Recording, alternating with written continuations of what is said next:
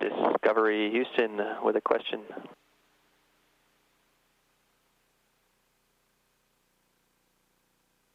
And we hope we have an answer. Go ahead. All right, Eileen, how do you feel about a beautiful, clear night with a breeze down the runway in the high desert of California? We are ready for whatever we need to do. Okay, that's going to be our plan. What we had is continued instability at the Cape. Just within the last 15 minutes or so, we had a couple of other small cells popping up around 15 to 20 miles. They basically came out of nowhere. They were just off the coastline and growing. Predicted to have some lightning activity here shortly. So the official forecast is holding electrified clouds off the coast at the Cape, which we're just not going to send you through. So I would like to, for now, you can just hold where you are on the checklist. We're going to think about the best way to get into a good config for Edwards, and we'll get back to you shortly with a TIG. How copy?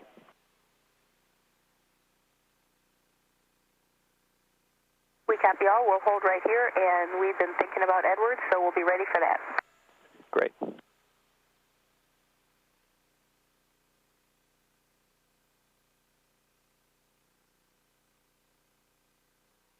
This is Mission Control Houston. That call to Discovery to wave off the final opportunity for a landing at the Kennedy Space Center today and refocus their efforts now toward the west coast of the United States, towards a landing at Edwards Air Force Base in California at the first of two opportunities available for a landing in California today. That an opportunity that would have Discovery fire its engines at 6:06 a.m. Central Time and descend to a touchdown in California at 7:12 a.m. Central Time. The cause for a wave off of Discovery's landing opportunities in Florida today. Rain showers and thunderstorms that had been consistent within 30 nautical miles of the shuttle landing facility at the Kennedy Space Center throughout the morning and late evening Monday, and continued instability in the forecast and weather conditions at the landing site.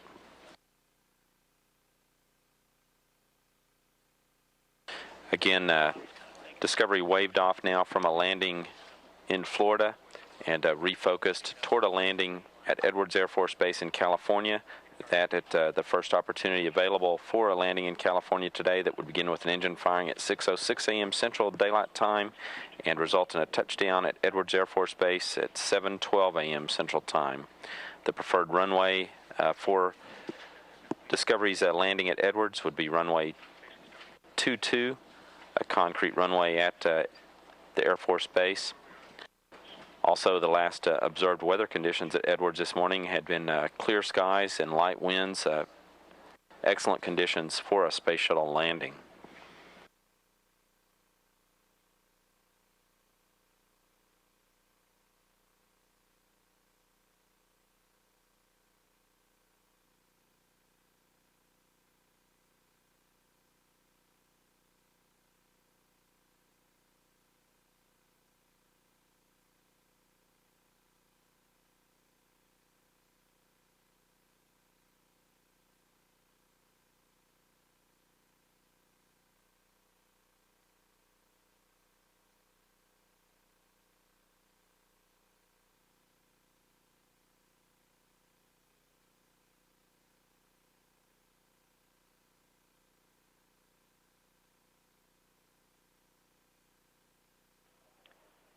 Discovery Houston with your new TIG.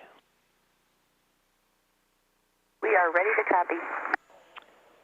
Okay, it's 20 hours, 27 minutes, 18 seconds.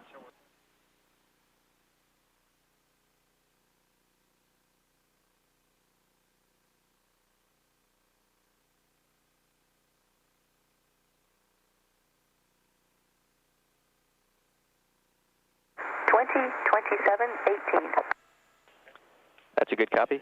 And for Vegas, I have 3 switch throws on R2.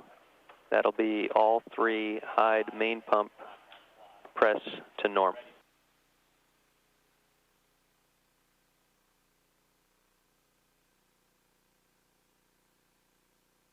I can understand you want all 3 hide main pump presses to norm and you're happy with the control and powers where they're at.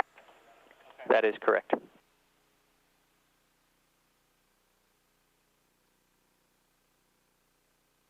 Hawk, that's complete.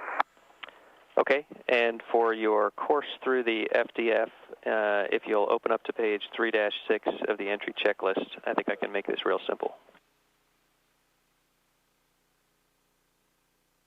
Stand by.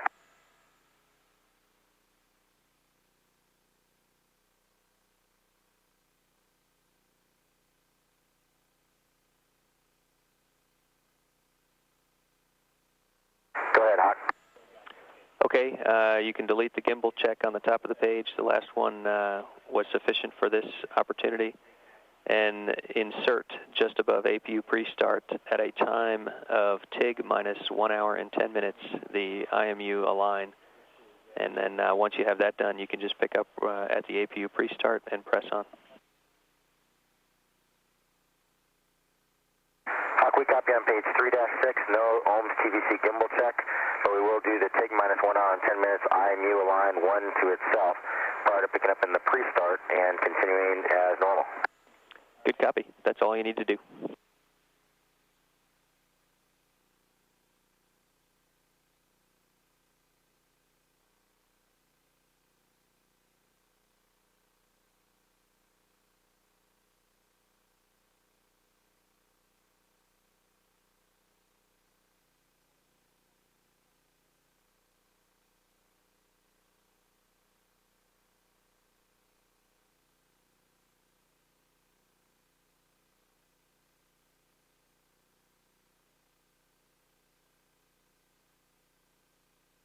This is Mission Control Houston. Again, to recap, Discovery has been waved off from all landing opportunities now to the Kennedy Space Center, and efforts are now refocused toward a landing at Edwards Air Force Base in California for the Space Shuttle this morning. That opportunity for landing at Edwards would begin with an engine firing by Discovery at 6:06 a.m. Central Time and result in a touchdown in California at 7:12 a.m. Central Time. This would be the 50th shuttle landing at Edwards Air Force Base. For this deorbit and landing, Discovery would fire its engines for about 2 minutes and 42 seconds above the western Indian Ocean, north of Madagascar. Again, that at 6:06 a.m. Central Time, and begin a descent toward Earth. It would first encounter the effects of the atmosphere above the Cook Islands in the South Pacific at a range of about 5,060 miles from Edwards Air Force Base. That would occur at about 6:40 a.m. Central Time. As it descends into the atmosphere, Discovery will have its nose angled up about 40 degrees and wings level to control heating on the spacecraft. 5 minutes after its first encounter with the atmosphere, at about 6:45 a.m. Central Time, Discovery will perform a left bank, the first in a series of 4 banks it will perform as it crosses the Pacific toward Edwards. Wings angled 74 degrees to horizontal in that first bank. It will reverse that bank to a right bank at about 6:52 a.m. Central Time as it continues northeast across the Pacific. It would begin a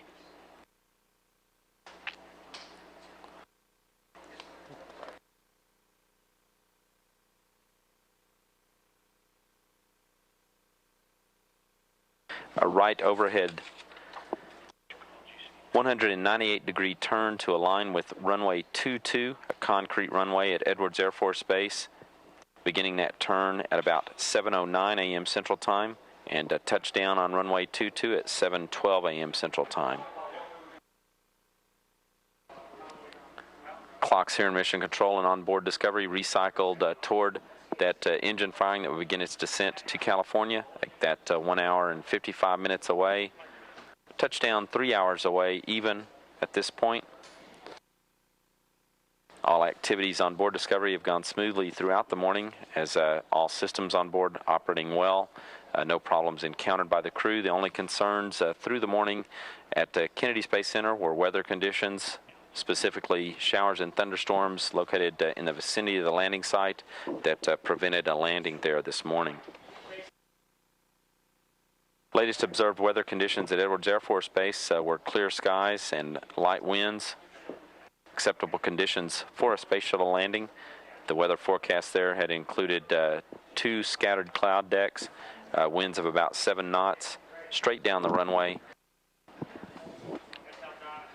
No weather concerns currently forecast for a landing by Discovery.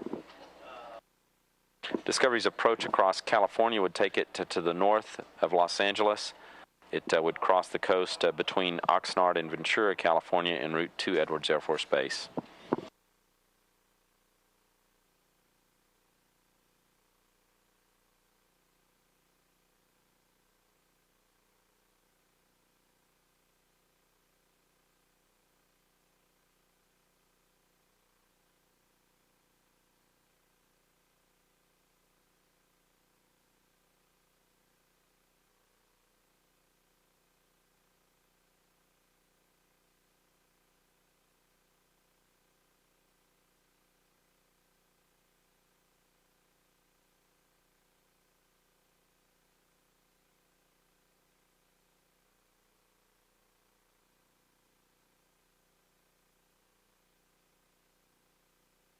Houston to Discovery for galley reactivation.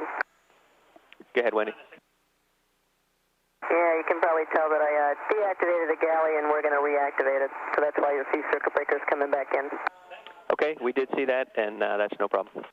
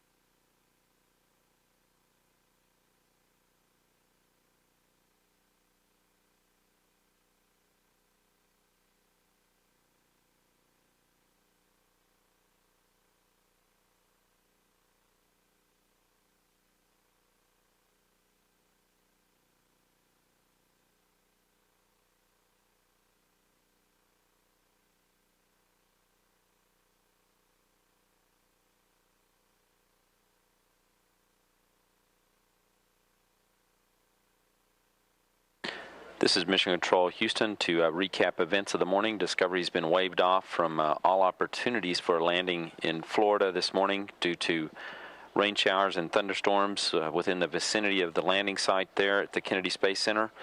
Efforts are now refocused toward a landing on the west coast of the United States in California at Edwards Air Force Base on the first of two opportunities available for a landing there today.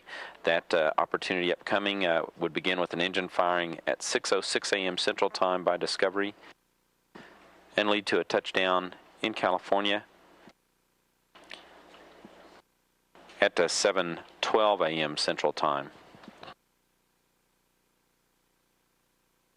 The current weather forecast at Edwards Air Force Base is acceptable for a shuttle landing with 2 scattered cloud decks and 7-knot winds at a peak of 7 knots for winds. No concerns in the forecast for a landing by Discovery there today.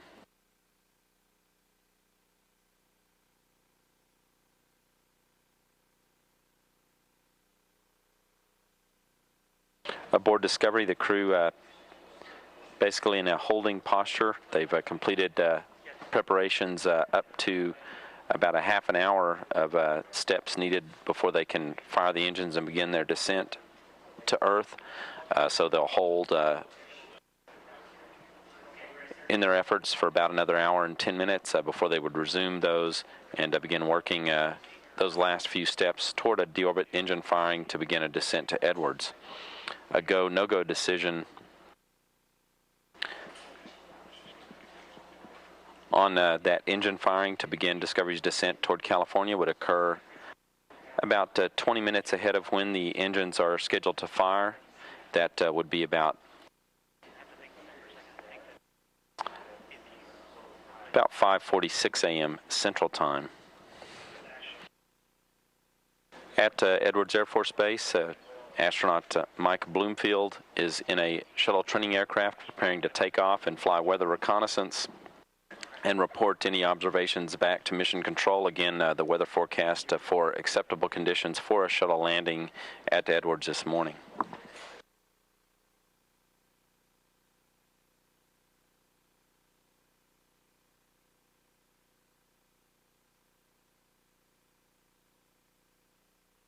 The landing for Discovery on this first opportunity at Edwards Air Force Base would be a night landing, with Discovery touching down on runway 22 at Edwards about 53 minutes before sunrise would occur there.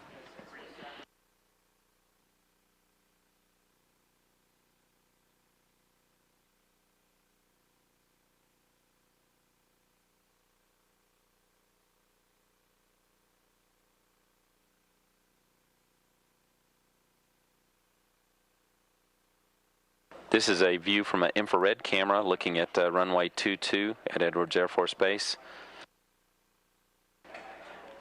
Now the focus of efforts for a landing by Discovery this morning.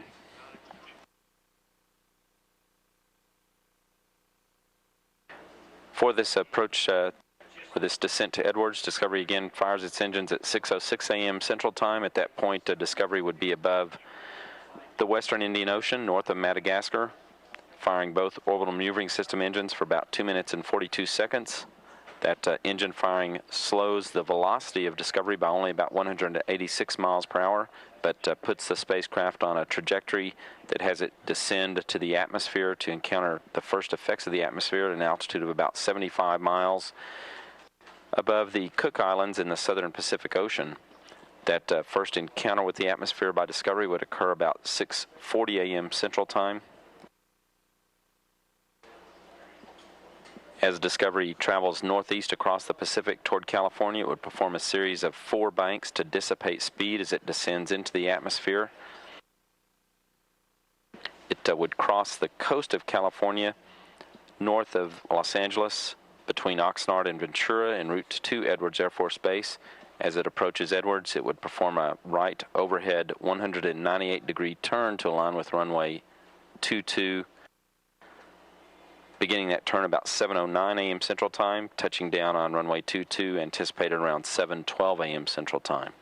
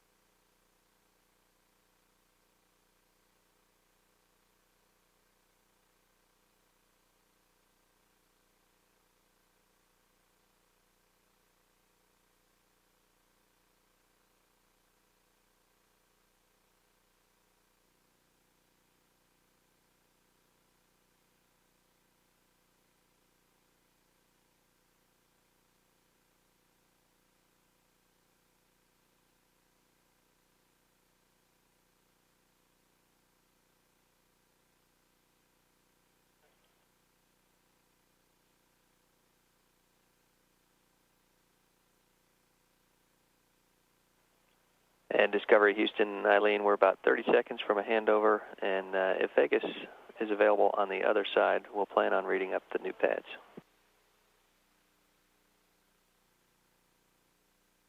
Okay, Discovery copies that.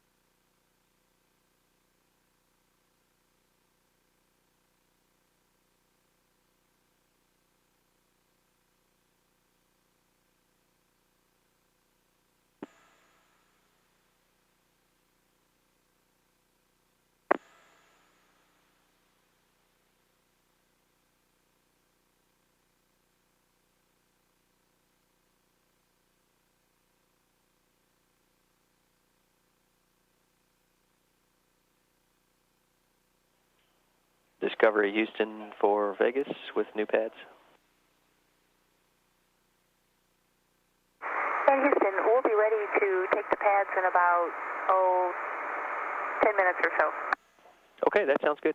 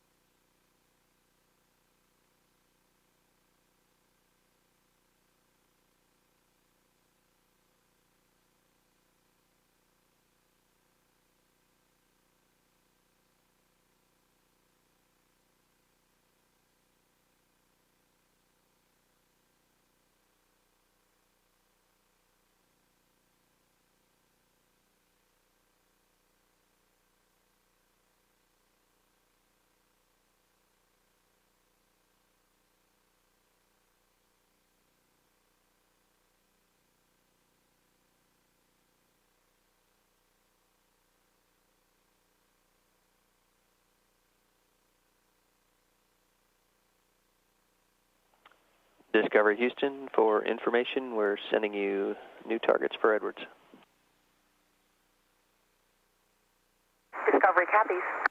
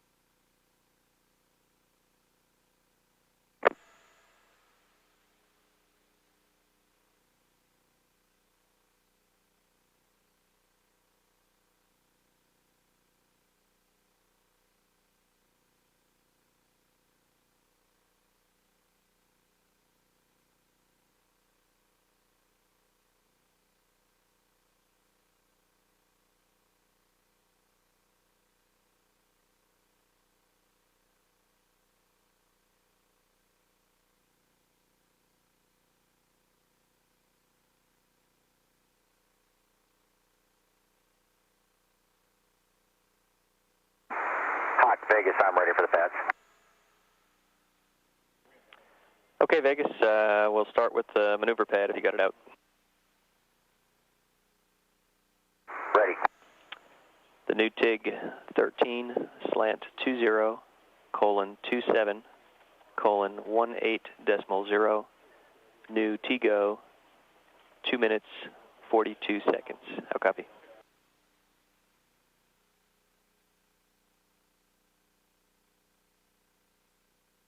I copy the new tick as 13/20:27:18.0, TGO 2:42. Good copy. Moving on to the Del pad.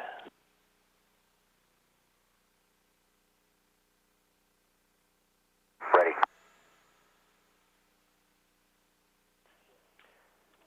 Okay, no changes to pre-deorbit. Under the deorbit section, deltas only. New flip HP 51, aft HP 32, backup site Northrop. How copy?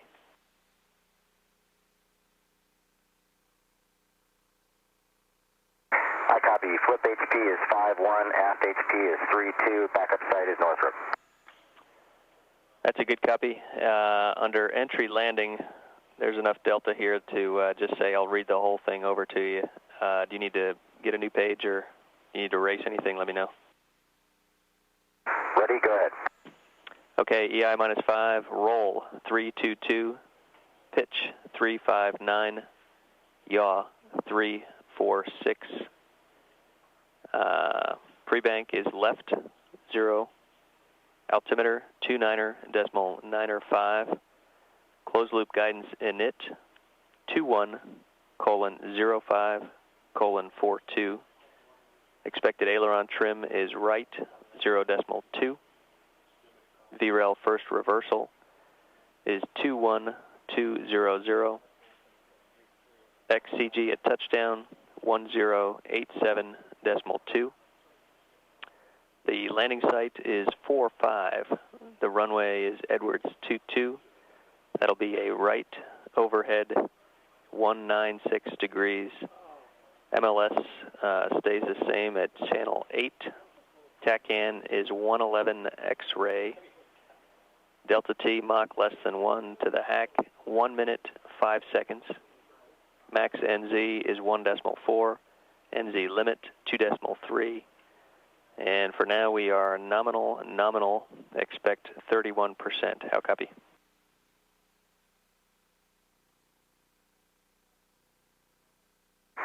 For the entry landing section, I copy EI -5 attitude, roll 322, pitch 359, yaw 346. Pre-bank is left of 0, altimeter 29.95, closed loop guidance 21:05:42, aileron trim right 0.2, VREL first reversal 21.2, XCG 1087.2, landing site 45, Edwards 22, right overhead 196 degrees, MLS channel 8, TACAN 111 X-ray, Delta T Mach less than 1 to the hack is 1:05, NZ limit 1.4, max NZ 1.4, NZ limit 2.3, nominal 31%. That's a good copy on all. Here's the winds. Again, they are light all the way down. 50K 180 at 5. 38K 200 at 40, 100 at 5, 050 at 20, 090 at 15, 050 at 5, 310 at 15, 250 at 15, and at the surface 230 at 7, peak 9. Under remarks, hacking it to 20K is 51 seconds. The same note on circling flip. And one last note, you can expect to have the TIG for this burn fall right on top of the handover from east to Z. How copy?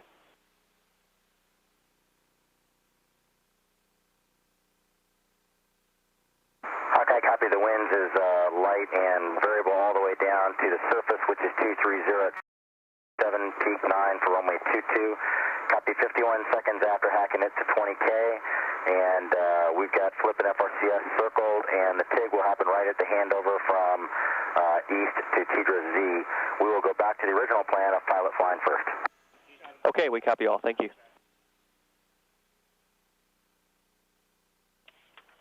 In Vegas, finding my papers here. The last one is the changes to the deorbit burn flight rules. 1 orbit late available. Go ahead. Line 8 remains the same, tanks 4 and 5, and you can strike 12, 15, 16, 17, and 18. How copy?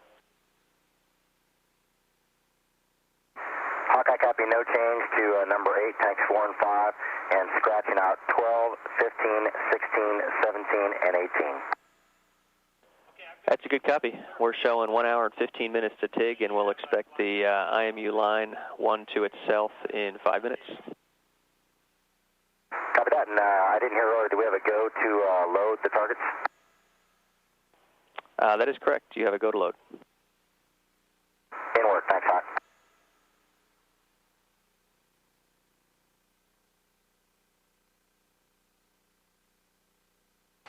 This is Mission Control Houston. That call to pilot Jim Kelly aboard Discovery from spacecraft communicator Ken Ham here in Mission Control, providing details on Discovery's deorbit engine firing and descent to Edwards Air Force Base for this next landing opportunity.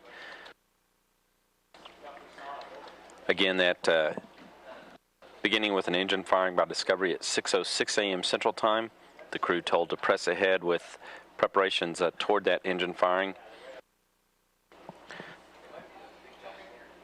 Discovery's orbital maneuvering system engines would be fired for about 2 minutes and 42 seconds to begin Discovery's descent from orbit. That deorbit engine firing would occur as Discovery was above the western Indian Ocean north of Madagascar. Discovery would first encounter the effects of Earth's atmosphere at about 6:40 a.m. Central Time above the Cook Islands in the South Pacific Ocean at a range of about 5,060 statute miles from Edwards Air Force Base. As Discovery flies northeast across the Pacific towards California, it would perform a series of 4 banks to dissipate speed. As it descends into the atmosphere, it would cross the California coast above between Oxnard and Ventura, north of Los Angeles. On its final approach to Edwards Air Force Base, it would perform a right overhead 196-degree turn to align with the runway.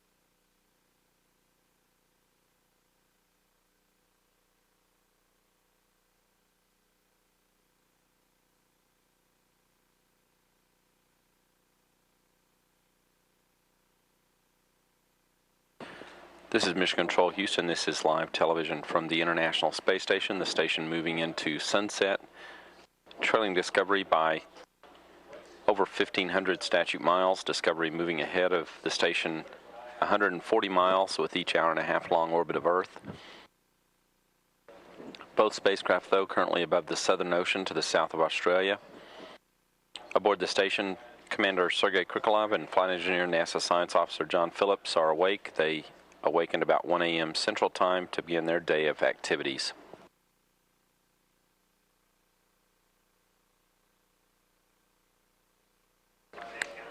The station crew members will have an opportunity to potentially view the plasma trail left by Discovery during its descent to Earth. That not allowing the relative distance between the station and the shuttle, not allowing the crew the opportunity to view the shuttle directly during its descent. However, a note was sent up to the crew that they may have an opportunity to see the plasma trail left behind as Discovery descends through the atmosphere a few minutes after it's created.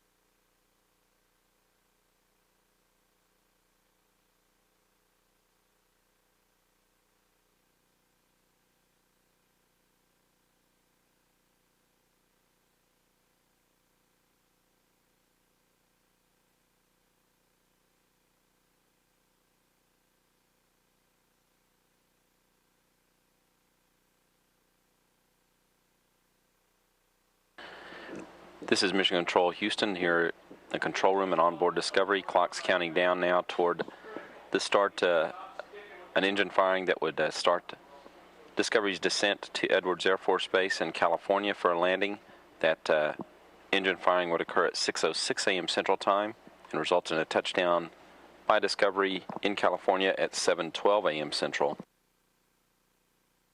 To initiate its descent from orbit, Discovery would fire its orbital maneuvering system engines for 2 minutes and 42 seconds above the western Indian Ocean north of Madagascar. That would result in a change in velocity for the spacecraft of only about 186 miles per hour, but put it on a trajectory to encounter the first effects of the atmosphere at an altitude of 75 statute miles at about 6:40 a.m. Central Time above the Cook Islands in the southern Pacific Ocean. At that point, Discovery would be at a distance of about 5,060 statute miles from Edwards Air Force Base. As it encounters the atmosphere, Discovery's nose will be angled up 40 degrees, wings level, to control heating on the spacecraft. It will descend in that orientation for the first 5 minutes into the atmosphere before performing the first in a series of 4 banks it performs during its approach to Edwards to dissipate speed. That first bank, a bank to the left, with wings angled about 75 degrees, beginning at 6:45 a.m. Central Time. That bank will be reversed, a roll reversal, the first of 3 reversals of the bank. That at 6:52 a.m. Central Time as Discovery continues northeast across the Pacific. As Discovery approaches California, it will cross the coast of California between Oxnard and Ventura, California, north of Los Angeles, en route to Edwards Air Force Base. The runway currently anticipated for Discovery's touchdown is runway 22 at Edwards Air Force Base, a concrete runway. Touchdown would occur about 53 minutes before sunrise, a night landing at Edwards Air Force Base. On its final approach to runway 22, Discovery would perform a right overhead 196-degree turn to align with the runway.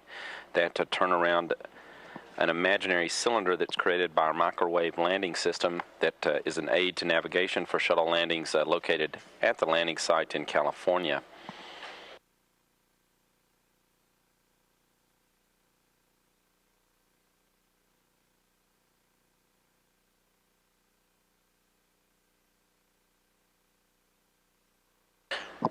Currently, the weather forecast at Edwards Air Force Base for landing calls for 2 cloud decks, a few clouds at 10,000 feet, scattered clouds at 25,000 feet, winds out of the southwest at 7 knots, peaking to 10 knots, all acceptable conditions, well within acceptable criteria for space shuttle landings.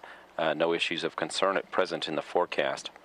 Flying weather reconnaissance and practice approaches to runway 22 at Edwards Air Force Base is astronaut Mike Bloomfield in a shuttle training aircraft.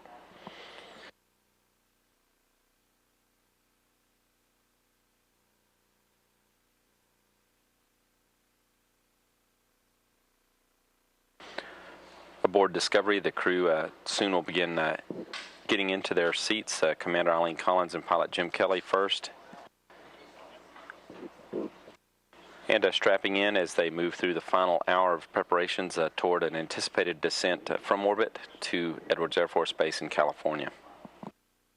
To recap events from earlier in the morning, Discovery was waved off from 2 opportunities for a landing at the Kennedy Space Center in Florida due to rain showers and thunderstorms in the vicinity of the landing site, those persistent near the landing site, and conditions very dynamic for weather around the Kennedy Space Center throughout the morning.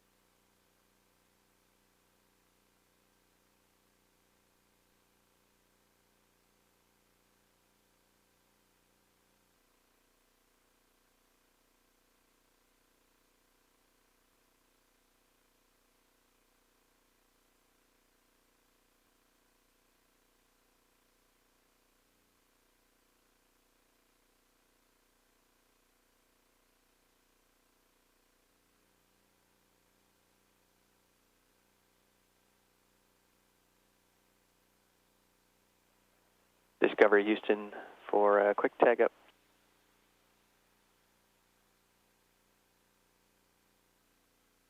Go ahead, Houston. Yeah, Eileen, just to be perfectly clear, we are expecting you to resume fluid loading as required.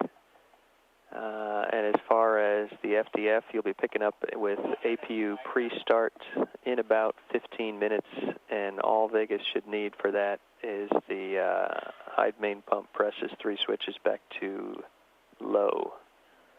Additionally, one other note regarding your touchdown, you can expect that to be 54, that's 54 minutes prior to sunrise. So that should be a pretty dark landing.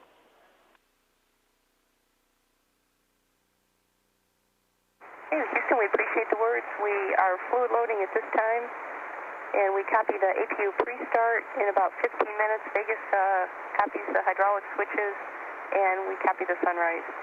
Thank you. And you got a good understanding? One last note, we are setting your landing aids at night bright. Copy, thank you.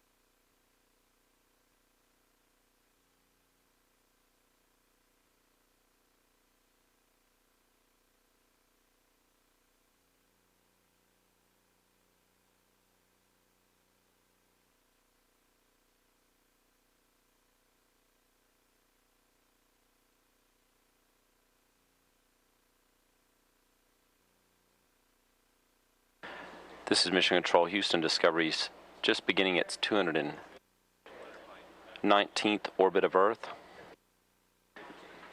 This, the orbit that it is planned to fire its engines to begin a descent to Edwards Air Force Base in California.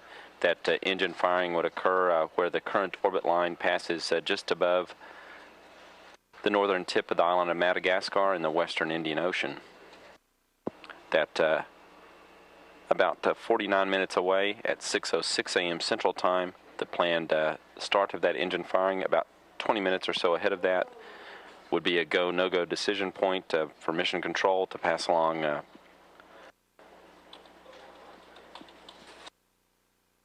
instructions for Discovery to proceed with that descent.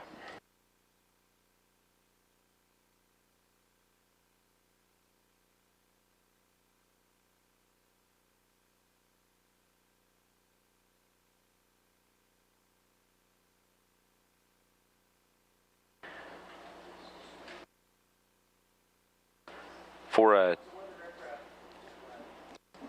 that engine firing, Discovery will be in a tail-first orientation, firing both orbital maneuvering system engines for about 2 minutes and 42 seconds, slowing down the speed of the spacecraft by only about 186 miles per hour, but enough to put Discovery on a trajectory that would have it encounter Earth's atmosphere a third of the way around the globe from where it fires its engines to begin the descent, encountering the atmosphere above the Cook Islands in the southern Pacific Ocean.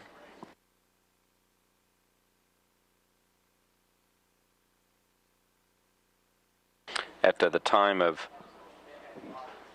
its engine firing to begin its descent, Discovery would be at an altitude of about 205 statute miles.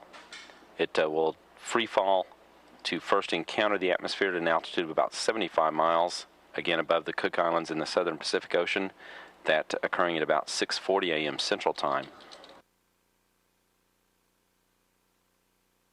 As Discovery descends into the atmosphere, its nose will be angled up 40 degrees and wings level to control heating on the spacecraft. Once it's about 5 minutes after its initial encounter with the atmosphere, it will perform the first in a series of 4 banks to dissipate speed during its approach to the landing site at Edwards Air Force Base. The first in those series of 4 banks will be to the left with wings angled 74 degrees to horizontal for Discovery. At that time, Discovery will be traveling at a speed of about 17,000 miles per hour. That bank initiated about 6:45 a.m. Central Time. It will reverse that bank to the right at 6:52 a.m. Central Time when it is traveling about 14,400 miles per hour. That bank to the right with wings angled about 62 degrees to horizontal. It will reverse its bank again back to the left when it's traveling at a speed of about 8,100 miles per hour, and then again back to the right when its speed reaches about 3,000 miles per hour.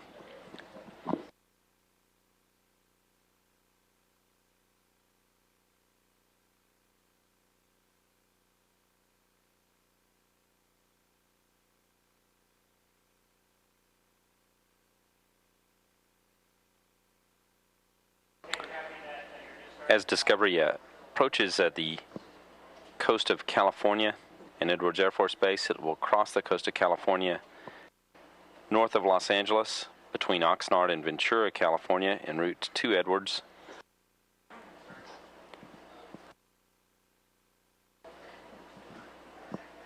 At about 7:08 a.m. Central Time, Discovery will drop below the speed of sound and go subsonic. At about that point, Commander Eileen Collins will take over manual control of Discovery's flight.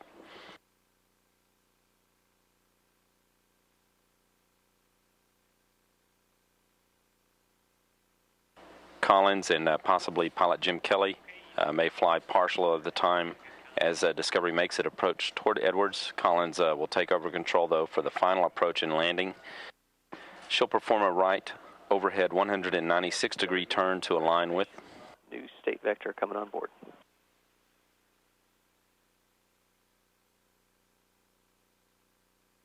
Discovery copies. She'll perform a right overhead 196-degree turn to align with runway 22, beginning that turn about 7:09 a.m. Central Time. And touchdown anticipated on runway 22 at 7:12 a.m. Central Time.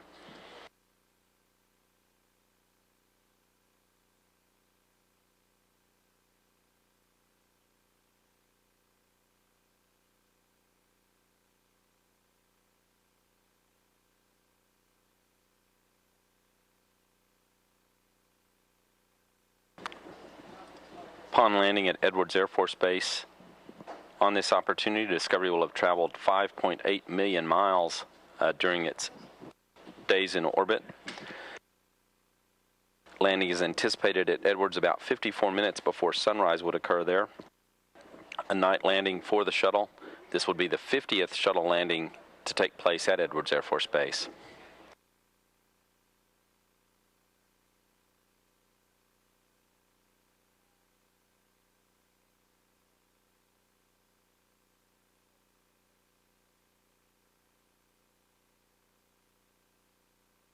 Again, coming up about 20 minutes or so away, a go, no-go decision in mission control to pass along to Discovery whether or not to proceed with. Targets. And that action will actually cover you for the call out on page 3-11.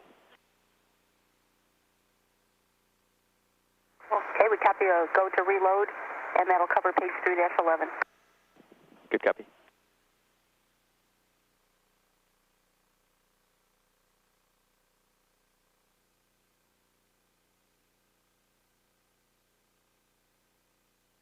Again, a go, no-go decision for Discovery to proceed with the engine firing to begin its descent to Earth would occur at about 5:45 a.m. Central Time, about 20 minutes from now, about 20 minutes ahead of when that engine firing is scheduled to take place. Weather conditions at Edwards Air Force Base have been acceptable throughout the night for a shuttle landing. The forecast continues to be acceptable with no problems of concern. 2 scattered cloud decks, few clouds at 10,000 feet, scattered clouds at 25,000 feet. Winds out of the southwest at 7 knots, peaking to 10 knots, all well within shuttle criteria. Block 26 and 27 from Deorbit prep are done. On page 3-10, the MS3 actions, the side hatch UV filter locking device, pyro safety pin are complete. Okay, we copy all. Thanks.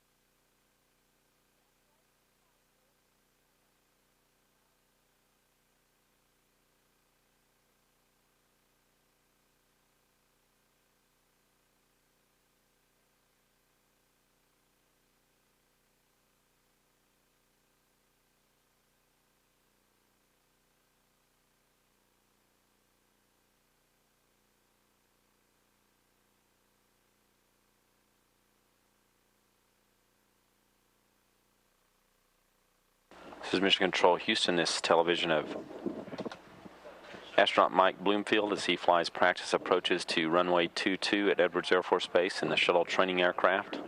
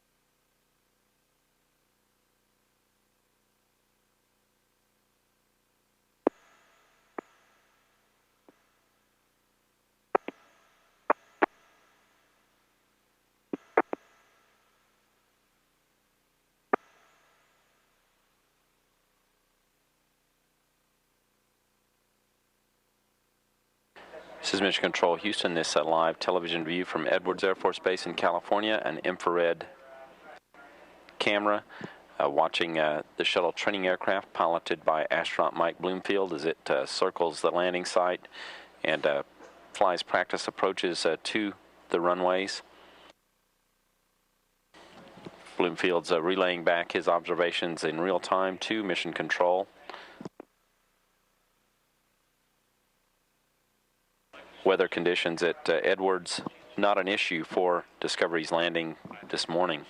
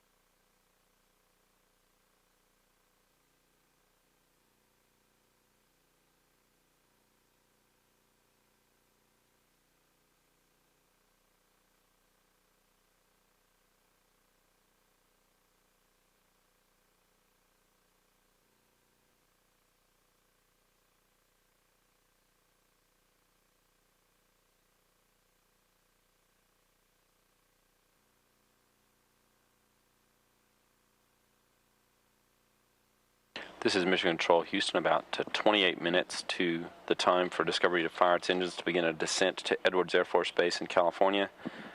Shortly, Entry Flight Director Leroy Kane will begin polling the room for go, no-go decision for Discovery to proceed with that descent. All preparations on board Discovery have gone very smoothly throughout the morning. The only issue of concern through landing opportunities today has been a discussion of weather conditions at Kennedy Space Center that resulted in a wave off of opportunities for Discovery to land there, and refocused efforts now for Discovery to land at Edwards Air Force Base in California, where the weather forecast is well within shuttle limits for a landing. Current observations at Edwards are clear skies and winds out of the west at 9 knots. The forecast is for 2 cloud decks, a few clouds at 10,000 feet, scattered clouds at 25,000 feet, and continued winds 8 peaking to 12 knots out of the southwest.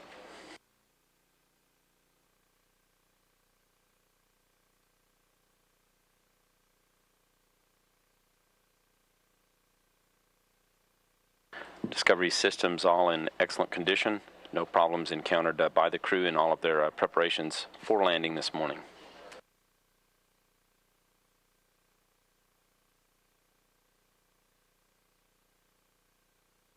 To initiate its descent from orbit, Discovery will fire both of its orbital maneuvering system engines, the 2 engines located on either side of the tail of the spacecraft, for 2 minutes and 42 seconds.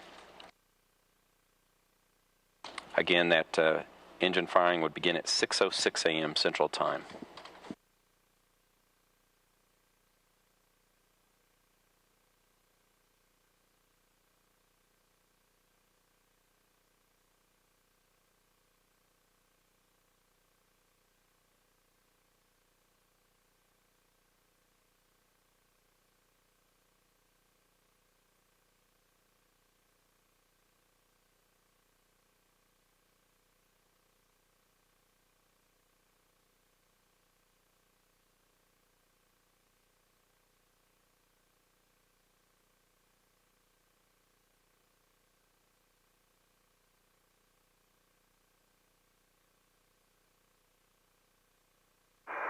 Houston, Discovery, are you ready for vent door close on time? We are ready.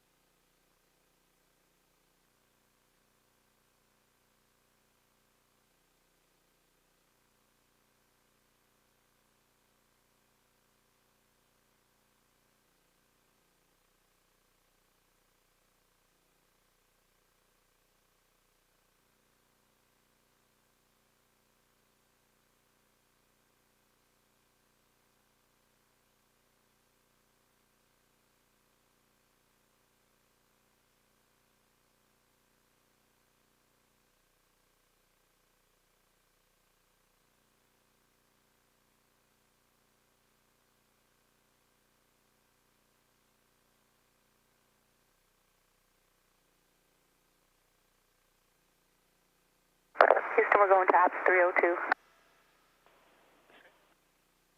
This is a live view of Edwards Air Force Base. Pilot Mike Bloomfield flying a practice approach to runway 22 at Edwards.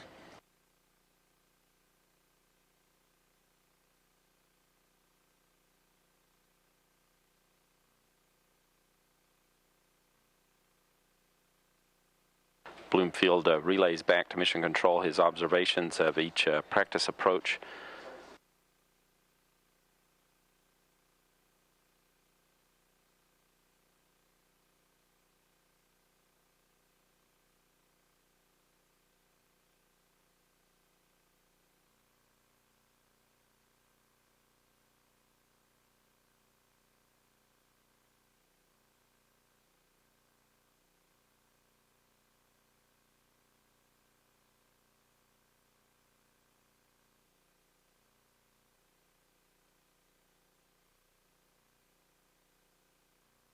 Flight Director Leroy Kane's now polling flight controllers for a go, no-go for Discovery to proceed with a return to Earth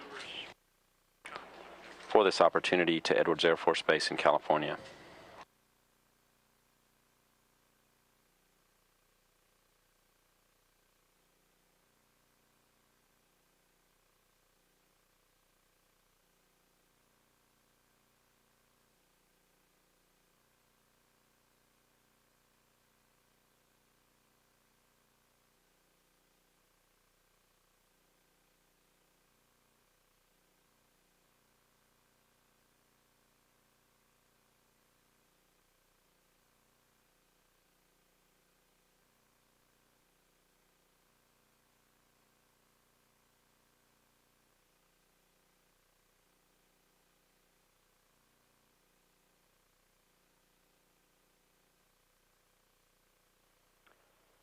And Discovery Houston, we can offer you a go for the deorbit burn, and you will be go to maneuver on time, and I can give you the latest weather. Discovery copies go for the deorbit burn, go to maneuver on time, and go ahead. Okay, the observation at Edwards right now is clear. It's, the winds are shifting slightly to the southwest. They're 200 at 9, and the forecast for the winds are 200 at 8, peak 12. I'll break that down for you. That's a headwind of 7, peak 11, and a crosswind from the left of 3, peak 5.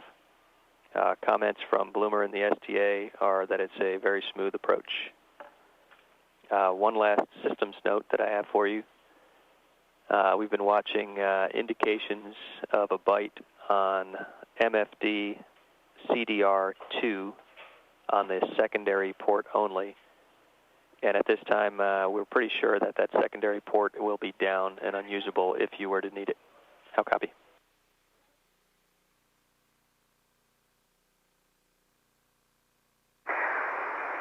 Okay, we copy the weather at Edwards. Sounds really good. And Bloomer's comments. And MFD CDR2, copy the bite on the secondary port. Good, copy.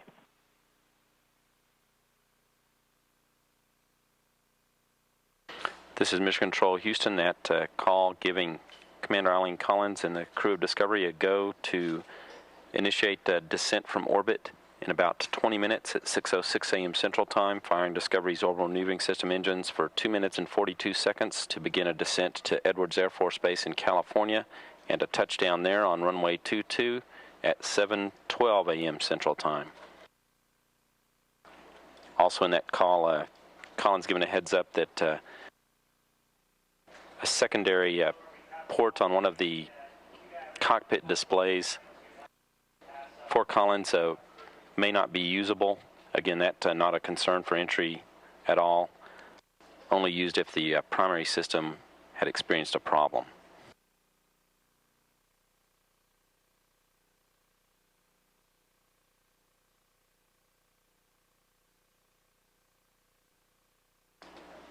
Discovery's systems in excellent shape for landing.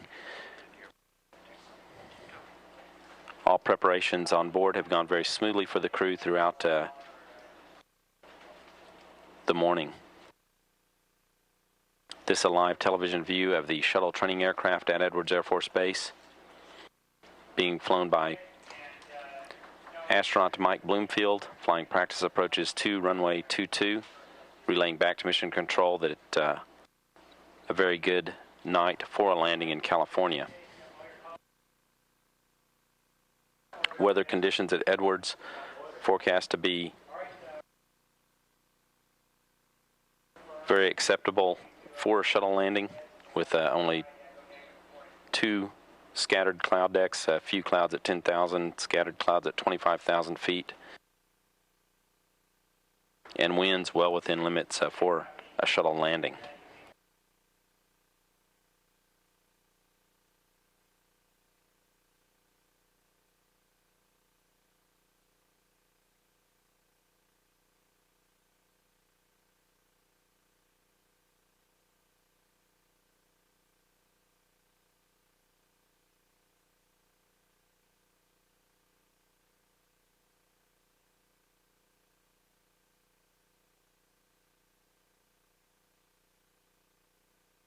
Discovery will shortly begin maneuvering into the proper orientation for the deorbit engine firing. That tail first, the orbital maneuvering system engines pointed into the direction of travel.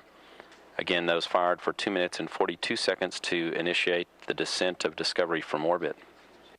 At the time that those engines are fired, Discovery will be above the Western Indian Ocean, just to the north of Madagascar.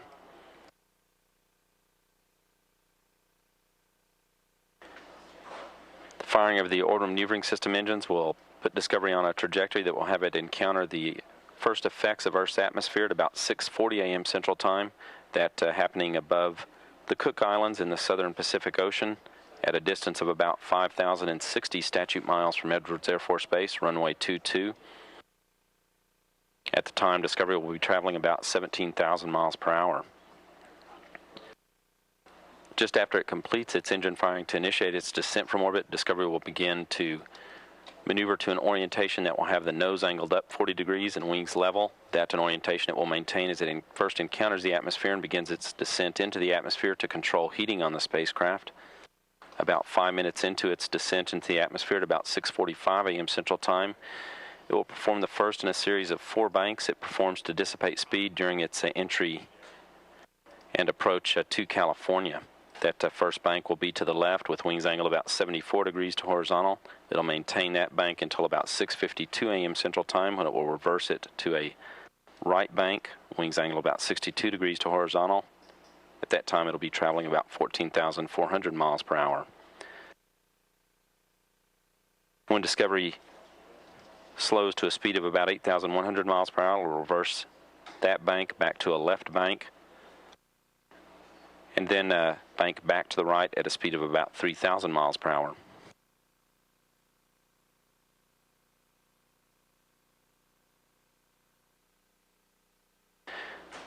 As Discovery approaches California, it will cross the coast of California to the north of Los Angeles between Oxnard and Ventura, California. It will go subsonic about just before 7:08 a.m. Central Time. At that time, Commander Eileen Collins can take over manual control of Discovery's approach as it approaches a heading alignment cylinder, an imaginary cylinder that's created by a microwave landing system at the landing site at Edwards Air Force Base that is an aid to navigation for the shuttle on its approach to the runway. Around that cylinder, Discovery will perform a right overhead 196-degree turn to align with the runway. As it approaches that turn, it will be at an altitude of about 46,000 feet. During that final descent to the runway, Discovery descends at a rate 20 times as fast as a standard commercial airliner. Discovery's touchdown is anticipated at about 7:12 a.m. Central Time. Again on runway 22, a concrete runway at Edwards Air Force Base. At that time, it should be about 54 minutes before sunrise in California, a night landing for Discovery, the 50th landing of a space shuttle at Edwards Air Force Base. About 15 minutes now to the deorbit engine firing to begin Discovery's descent.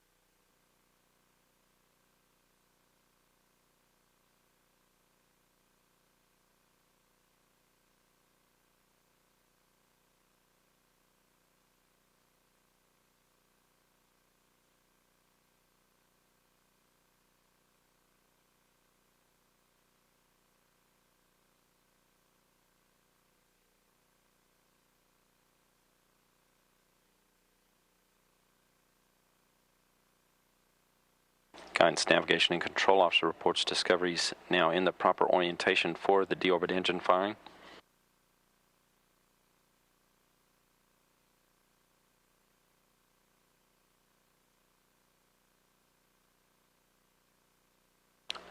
And this engine firing will be a 2-minute, 42-second long firing of both orbital maneuvering system engines. The engine's located on either side of the tail of the shuttle. It will decrease the speed of Discovery by only about 186 miles per hour, but put the spacecraft on a trajectory that will have it encounter the first effects of the atmosphere at an altitude of about 75 miles above the southern Pacific Ocean, above the Cook Islands. At the time that it fires its engines to begin its descent from orbit, Discovery will be at an altitude of about 205 statute miles.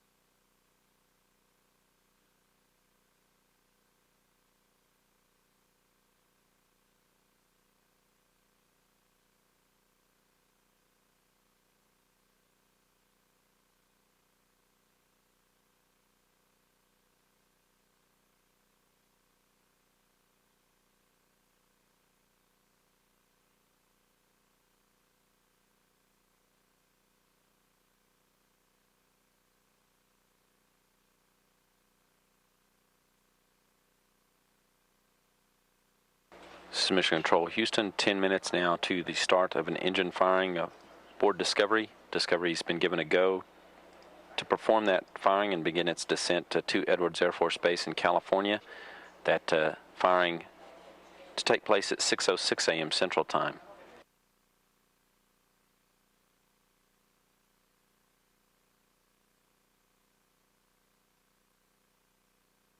The Deorbit engine firing will be 2 minutes 42 seconds long.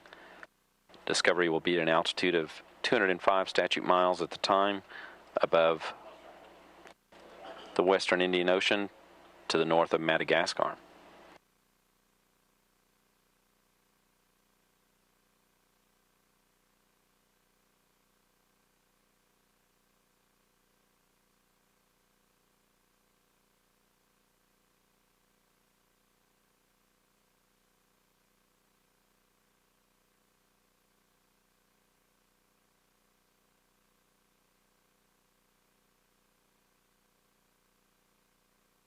Five minutes before the start of that engine firing, pilot Jim Kelly aboard Discovery will start one of the 3 auxiliary power units on board. Those auxiliary power units are generators that supply power to the hydraulic systems on the shuttle. Hydraulics are used to operate the aero surfaces and rudder, the elevons and rudder, as well as the main landing gear brakes and nose wheel steering. The remaining 2 auxiliary power units will be started once the burn has been completed and Discovery has begun its descent.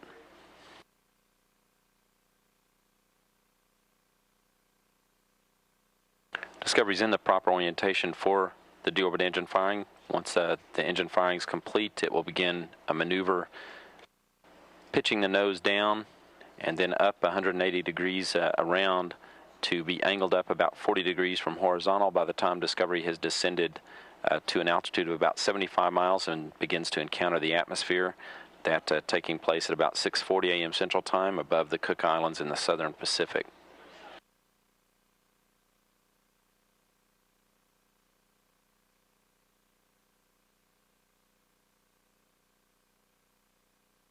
Along with Commander Eileen Collins and pilot Jim Kelly in the cockpit of Discovery on the upper deck, seated directly behind Collins and Kelly is Mission Specialist and Flight Engineer Steve Robinson, and to Robinson's right, astronaut Andy Thomas. That seat to the right of Robinson for launch was occupied by astronaut Soichi Noguchi. For landing, Noguchi is on the lower deck of Discovery, along with astronauts Wendy Lawrence and Charlie Camarda.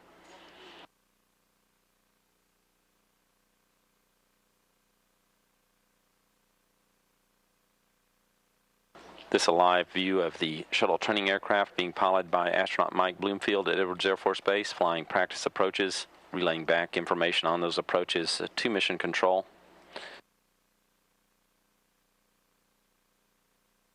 That information that's compiled and relayed up to Commander Eileen Collins during her descent.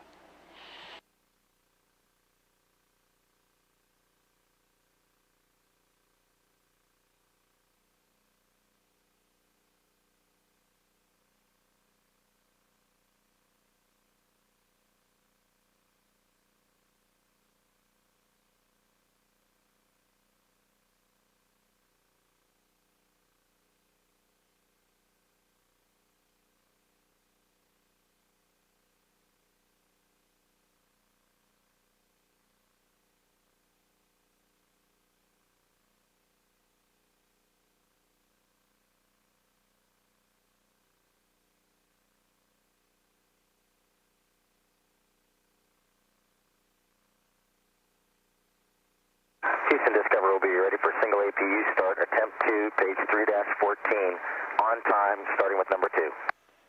We're with you, Vegas.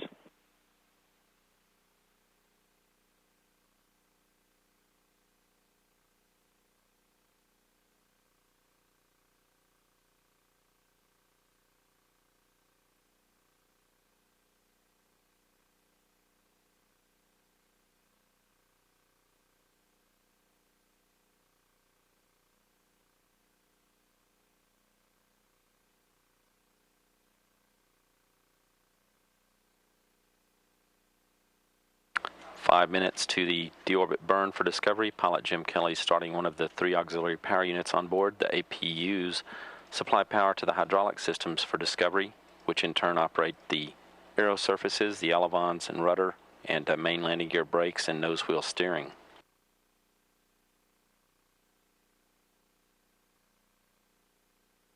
Mechanical Systems Officer reports auxiliary power unit number 2 is up and running, operating well. The remaining 2 auxiliary power units will be started once the deorbit engine firing is complete.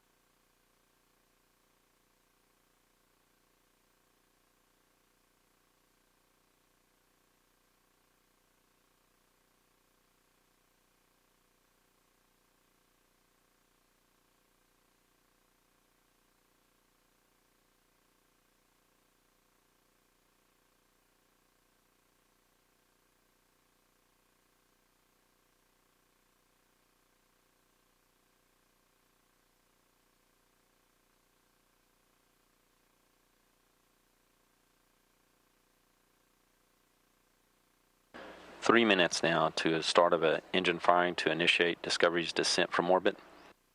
Discovery passing off the west coast of Africa above the Indian Ocean at an altitude of 217 statute miles. Discovery's orbital maneuvering system engines will be fired for a total of about 2 minutes 42 seconds to initiate its descent.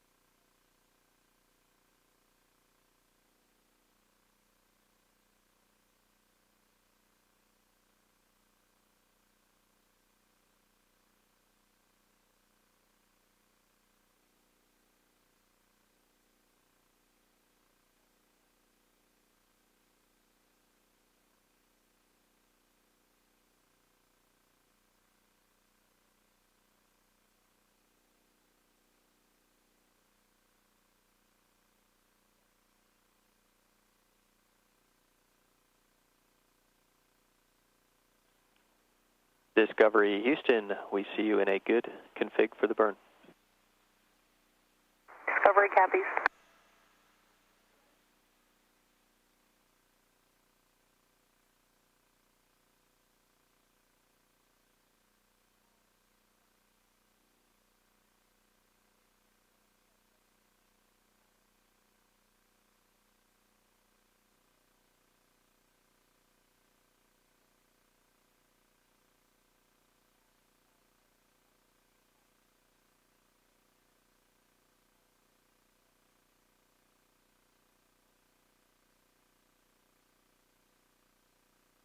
One minute to ignition of Discovery's deorbit engines. They'll fire for 2 minutes 42 seconds to begin the spacecraft's descent from orbit.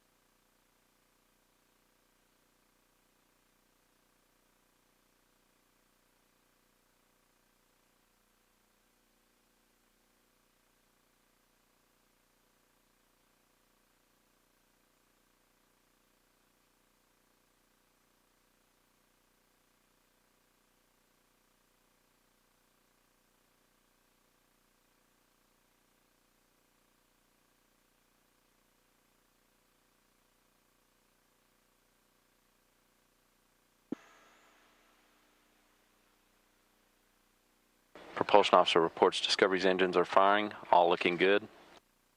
2 minutes 30 seconds left to go in this engine firing to begin Discovery's descent.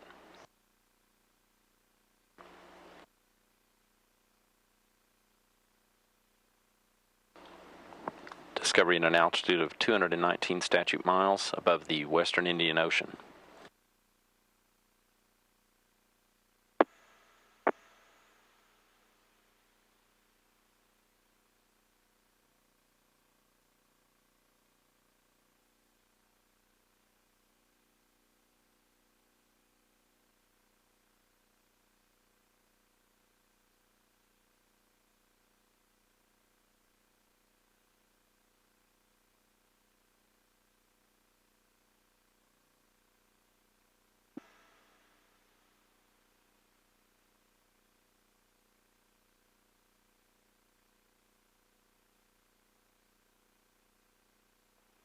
Discovery Houston, we're with you on Z, NCA good burn in progress.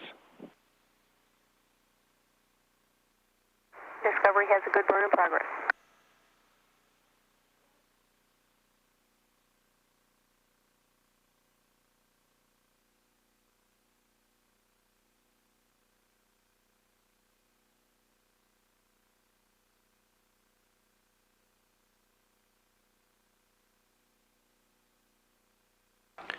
One minute left in Discovery's deorbit engine firing.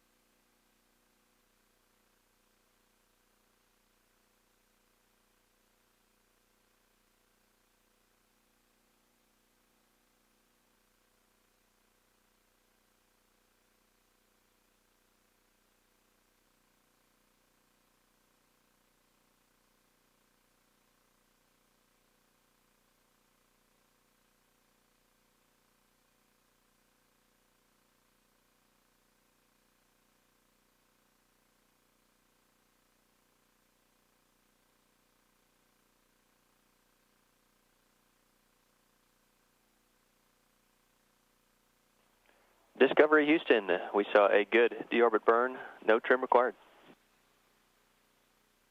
And Discovery agrees. All operating well with Discovery's deorbit engine firing. Discovery is on its way back to Earth. Touchdown at Edwards Air Force Base in California, 1 hour and 2 minutes away. Anticipated at 7:12 a.m. Central Daylight Time.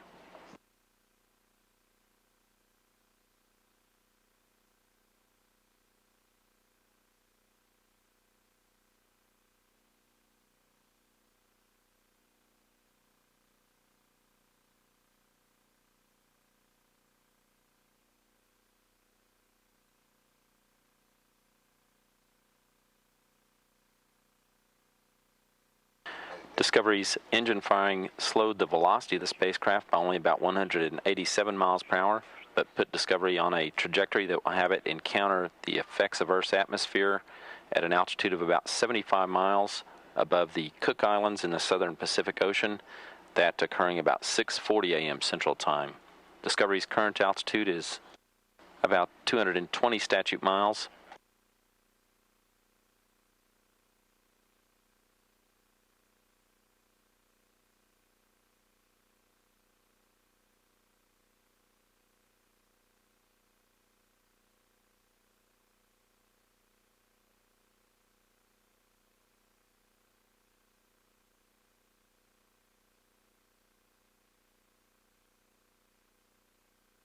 Over the next half hour, Discovery will free fall about 150 statute miles before it begins to encounter the effects of the atmosphere. Again, that at about 6:40 a.m. Central Time above the southern Pacific Ocean, the Cook Islands.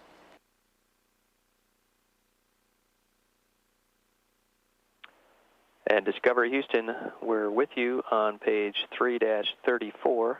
You are go for Ops 303 and go to maneuver. We'll take the gimbal power down as written. Secondary actuator check is not required, and we'll get back to you shortly with a forward dump time. Okay, we'll be with you on 3-32 shortly. And we copy secondary actuators not required. Good copy.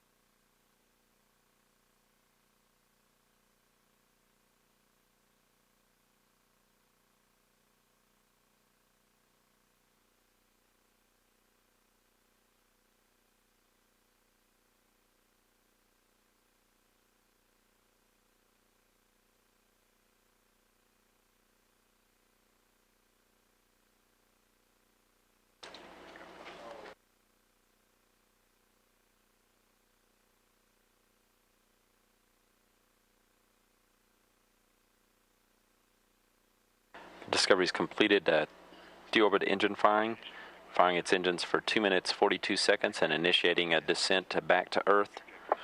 Houston Discovery, com check on helmets. Loud and clear.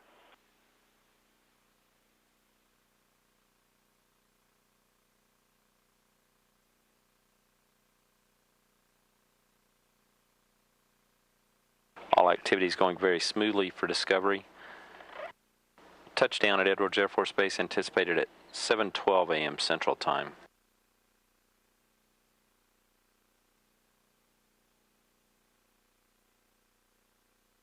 As Discovery descends toward its first encounter with the atmosphere, Again, that occurring about 6:40 a.m. Central Time. Pilot Jim Kelly will soon start the remaining 2 auxiliary power units on board. The auxiliary power units supply power to the hydraulics for the shuttle. The hydraulics are used to operate the aero surfaces, the elevons and rudder, and main landing gear brakes and nose wheel steering. Also, Discovery will begin to maneuver to the orientation for its encounter with the atmosphere. That an orientation with nose angled up about 40 degrees from horizontal and wings level. That maintained to control heating as Discovery begins its descent into the atmosphere. As Discovery maneuvers, propellant that remains in the forward reaction control system, the forward steering jets on the nose of the spacecraft, will be dumped overboard through those jets. Those jets. Maneuvering to the VI attitude. Copy. Those forward jets are not used. Gimbal power down. And we're ready.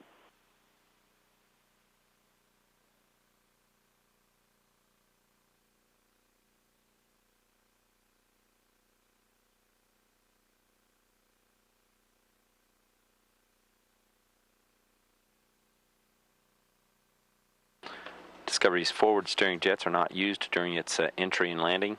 The rear steering jets are used for control of the spacecraft as it descends into the atmosphere.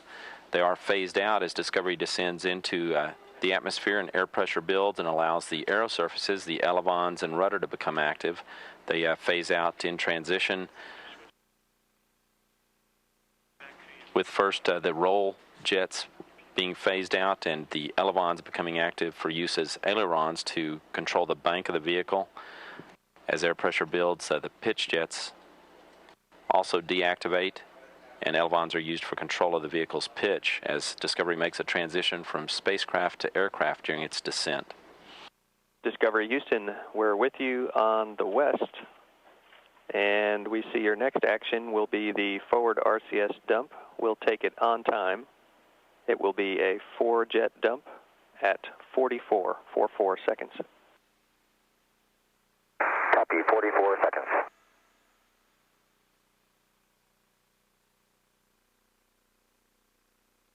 Discovery's begun maneuvering to the entry interface orientation, that the orientation for the shuttle's encounter with the atmosphere.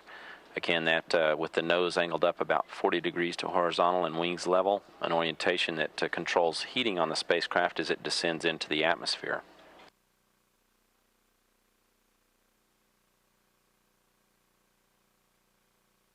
Discovery is also moving into its 219th sunset of the past 14 days as it descends above the Indian Ocean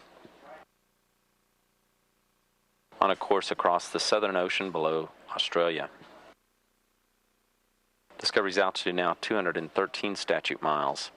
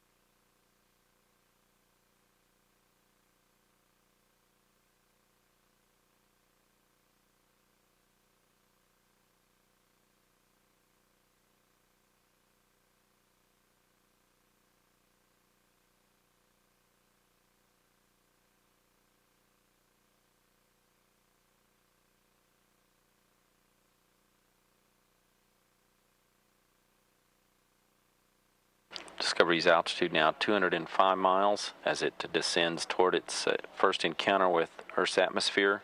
That at an altitude of 75 miles at about 6:40 a.m. Central Time above the Cook Islands in the southern Pacific Ocean.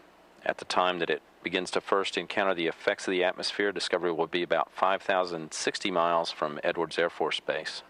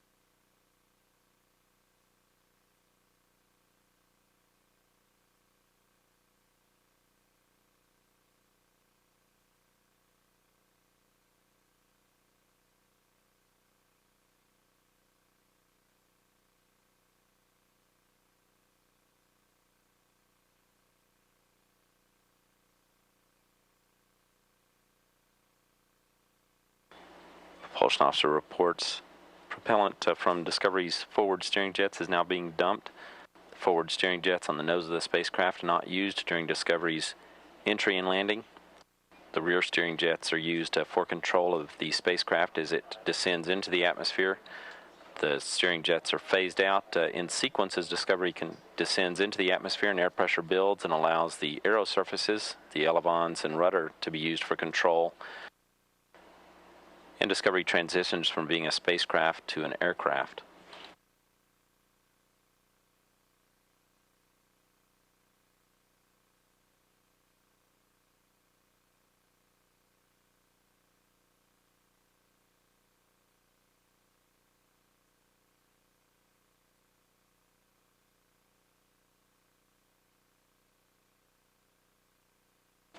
Discovery's altitude now 190 miles.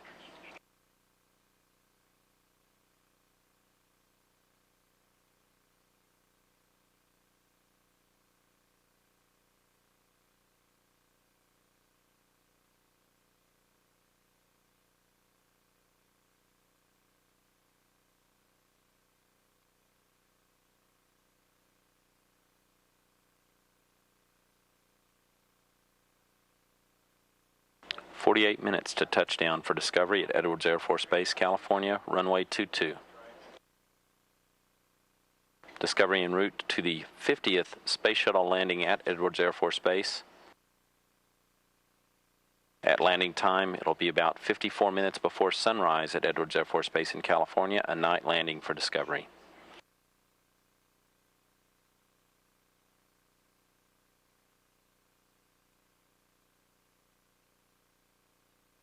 At the time of landing, Discovery will have traveled about 5.8 million miles in its almost 14 days in orbit.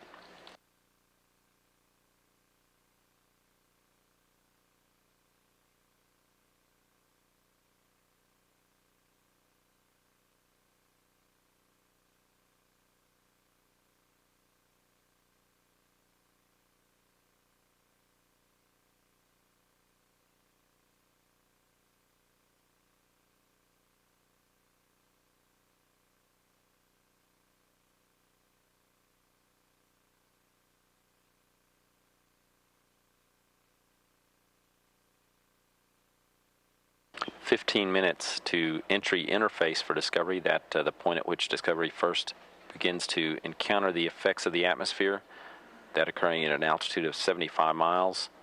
At the time, Discovery will be above the Cook Islands in the South Pacific.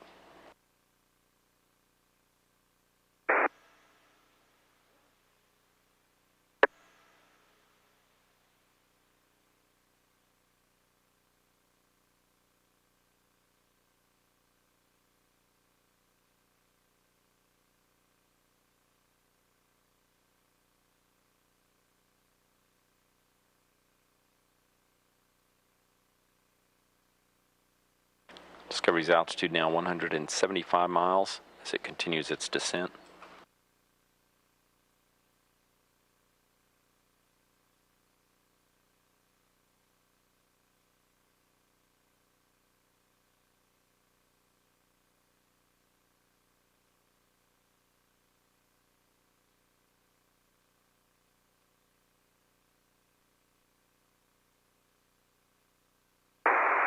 Discovery will start APUs 1 and 3 on time.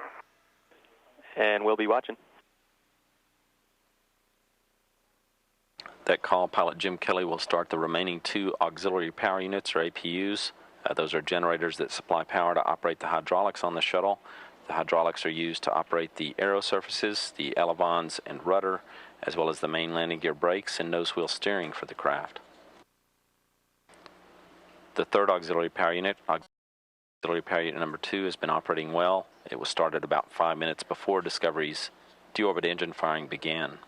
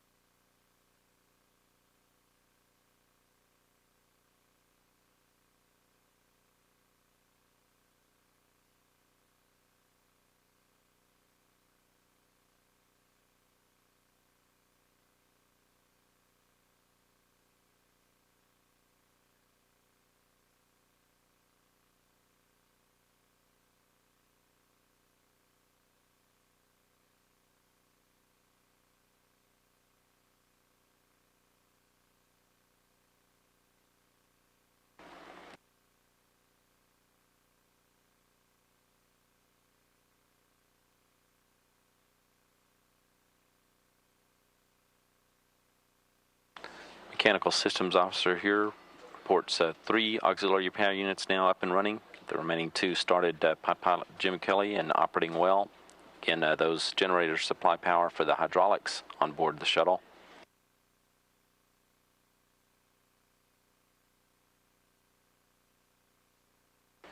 Discovery's altitude now 158 miles as it continues its descent. Discovery will encounter the effects of the atmosphere for the first time at 75 miles altitude, that above the Cook Islands in the southern Pacific Ocean at about 6:40 a.m. Central Time, just over 11 minutes from now. At the time, Discovery will be about 5,060 miles from Edwards Air Force Base. It will encounter the atmosphere in the orientation as currently, with the nose angled up about 40 degrees and the wings level. That to control heating on the spacecraft as it descends into the atmosphere.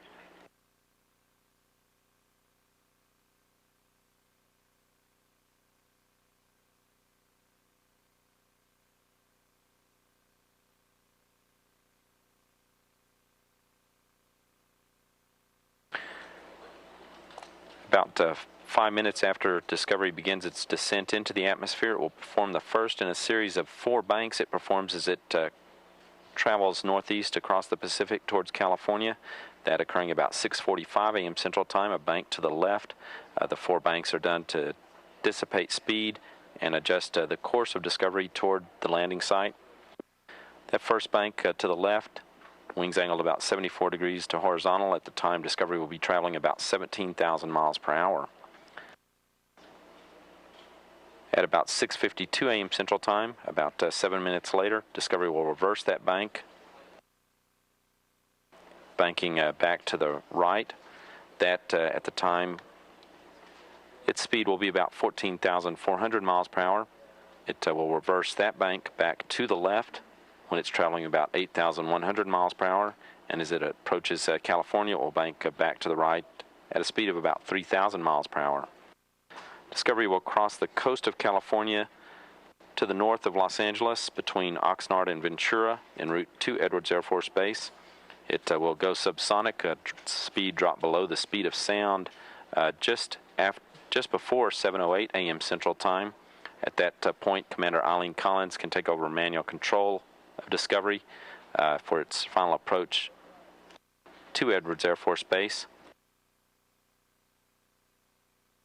Pilot Jim Kelly and Collins may take turns flying Discovery for its initial alignment with the runway. Collins then will guide it around a right overhead 196-degree turn to align final alignment with runway 22. Beginning that turn at about just before 7:09 a.m. Central Time. Touchdown on runway 22 is anticipated about 7:12 a.m. Central Time. During the final portions of Discovery's descent toward Edwards Air Force Base, from the time that it begins that right overhead turn to align with the runway to its touchdown, Discovery descends at a rate 20 times greater than that of a standard commercial aircraft. Discovery's altitude now 135 miles as it continues to descend toward entry interface, that about 8 minutes away, the point at which the spacecraft begins to encounter the effects of the atmosphere.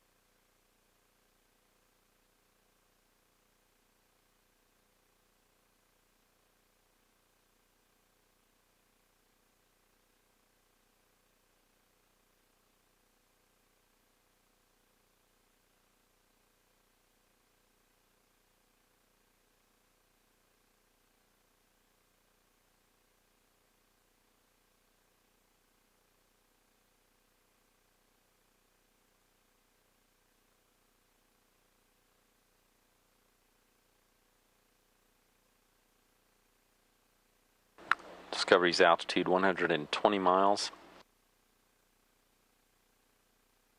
6 minutes to entry interface, the point at which Discovery begins to encounter the effects of the atmosphere, that at an altitude of about 75 miles.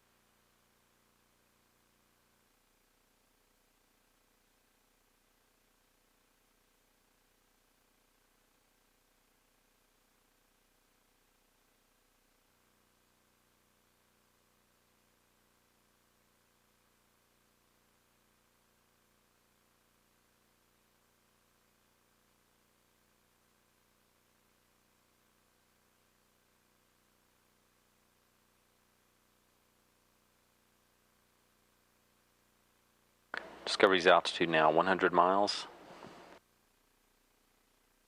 About 3.5 minutes to the point at which the spacecraft begins to first encounter the effects of Earth's atmosphere, that point called entry interface. That occurring at an altitude of about 75 miles for Discovery.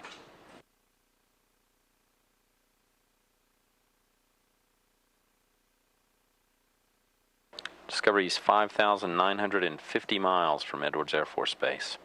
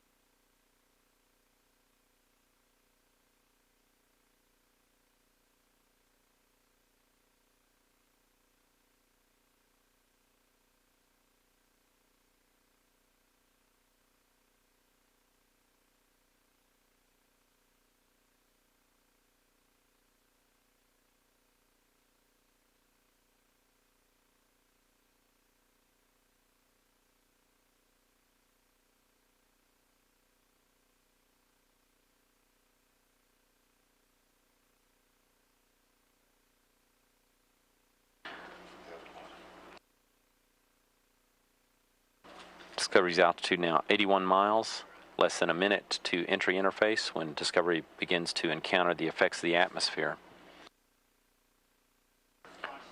Discovery's 5,300 miles from Edwards Air Force Base, a distance it will travel in the next 32 minutes.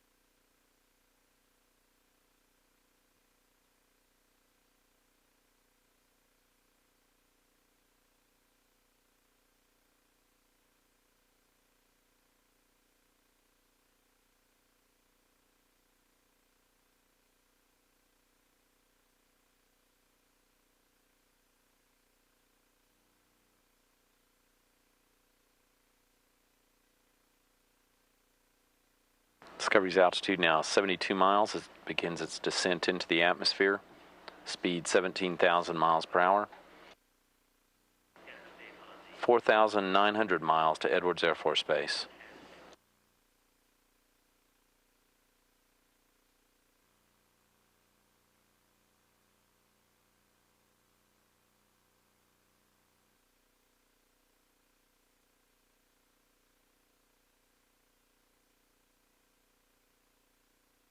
As Discovery descends into the atmosphere, it will perform a series of 4 banks to dissipate speed.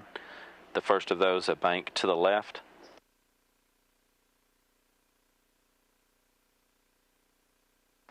Beginning in about 4 minutes.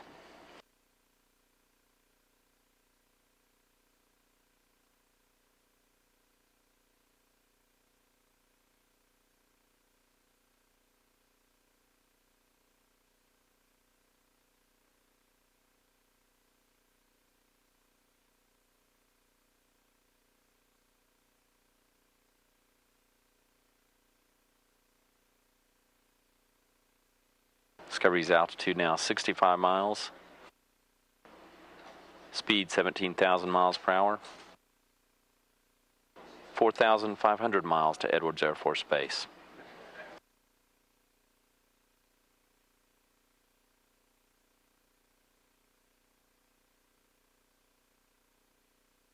On the flight deck of Discovery are Commander Eileen Collins, pilot Jim Kelly, Mission Specialist Steve Robinson, serving as the flight engineer, and astronaut Andy Thomas. On Discovery's lower deck are astronauts Soichi Noguchi, Wendy Lawrence, and Charlie Camarda.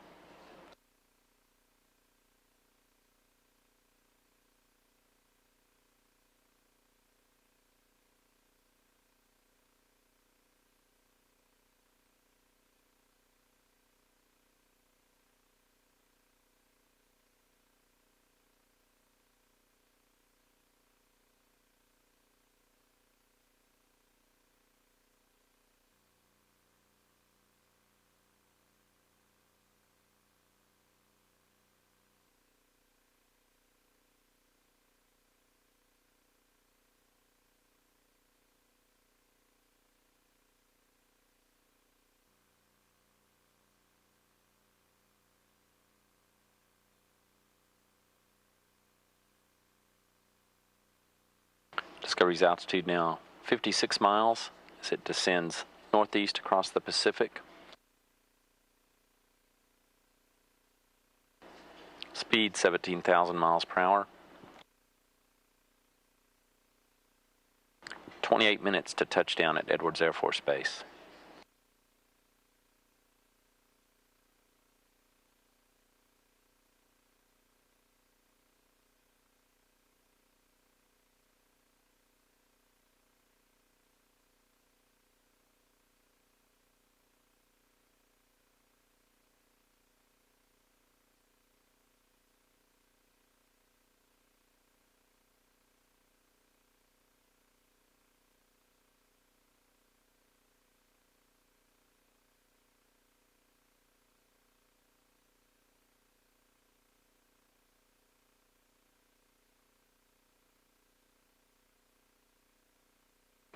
Discovery less than 4,000 miles from Edwards Air Force Base now. Altitude 51 miles, speed 17,000 miles per hour.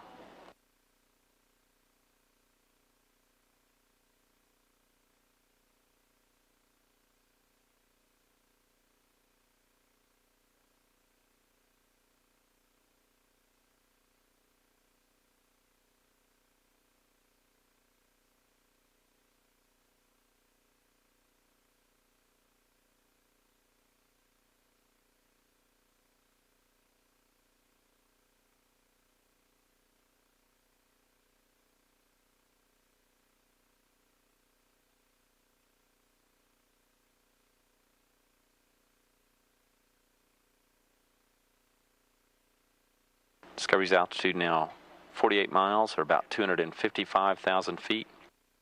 Discovery beginning its first bank, first of 4 banks it'll perform to dissipate speed as it descends across the Pacific. This a bank to the left.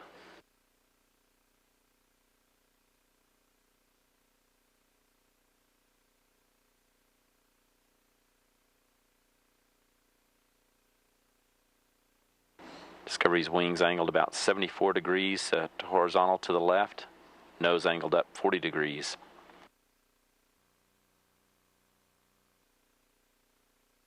The roll beginning to slow Discovery's velocity, speed now 16,800 miles per hour. Altitude 47 miles, 3,400 miles to touchdown at Edwards Air Force Base.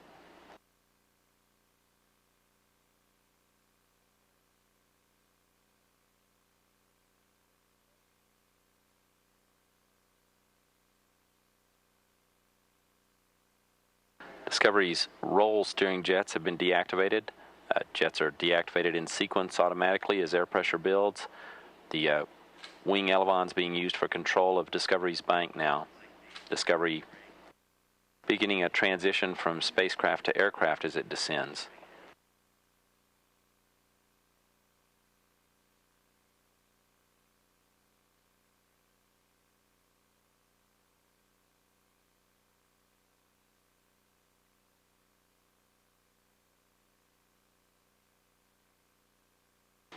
Discovery banking to the left with wings angled 80 degrees to horizontal.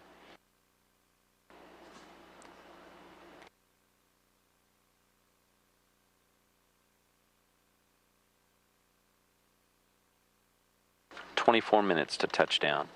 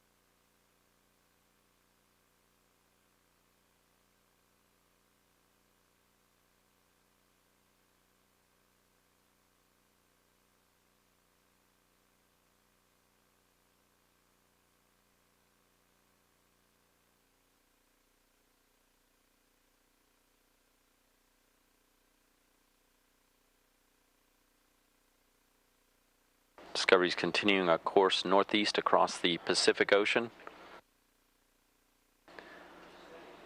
Altitude 45 miles, or about 237,000 feet. Discovery speed now 16,100 miles per hour as it continues in a left bank.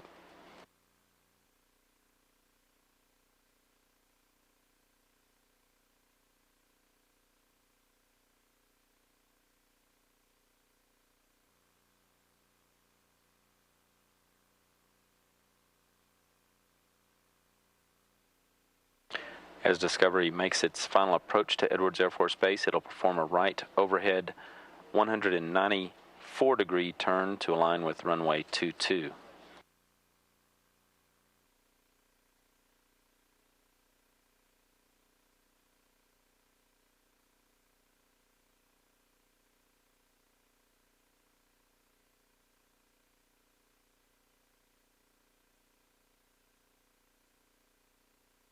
Discovery is now 2,500 miles from the runway.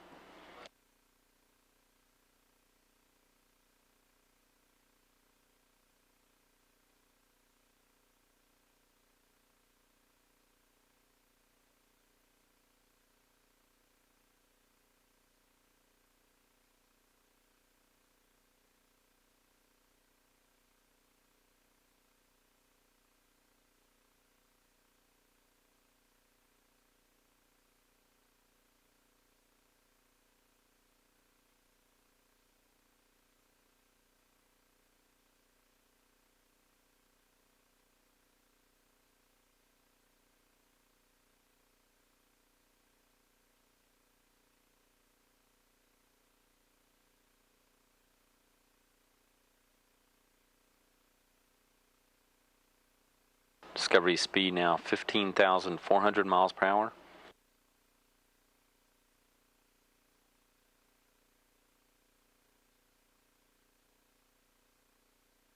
Altitude 230,000 feet.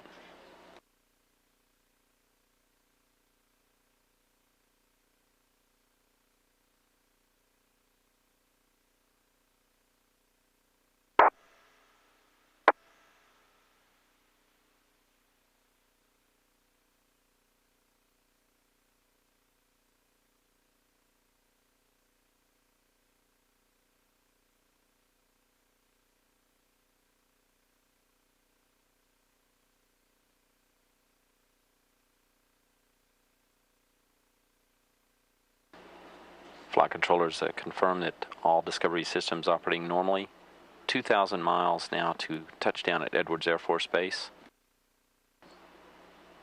Discovery speed 15,000 miles per hour. Altitude 43 miles.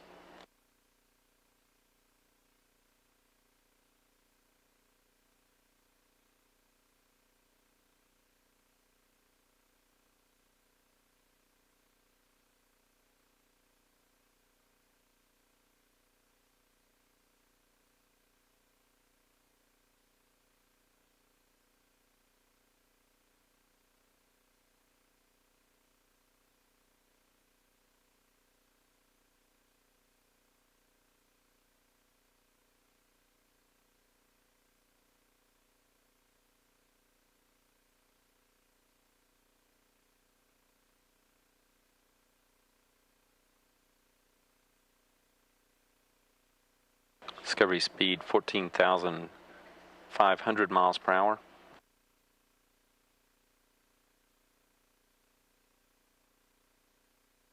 Altitude 223,000 feet. 1,700 miles from Edwards Air Force Base. Discovery now reversing its bank. Banking back to the right, the second in a series of 4 banks. Shuttle performs to dissipate speed as it descends. Banking to the right, wings angled 75 degrees.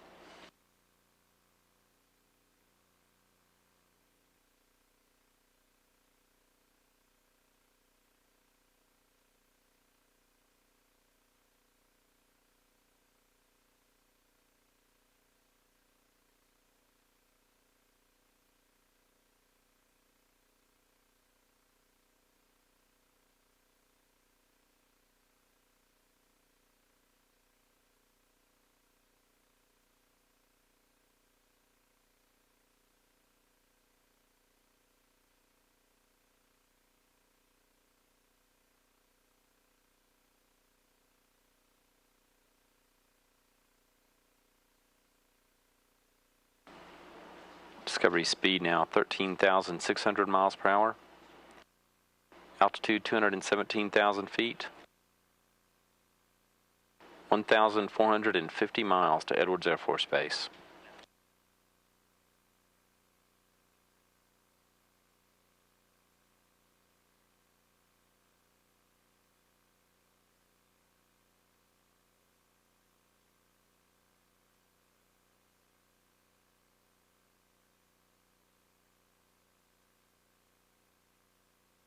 Discovery is using the wing ailerons for control of its bank and pitch now. Steering jets used for control of that function early on during its descent are no longer active as this shuttle makes a transition from spacecraft to aircraft. Steering jets are still being used for control of yaw. They'll be deactivated last as Discovery makes its final approach toward Edwards Air Force Base, and the rudder will become active for control of yaw.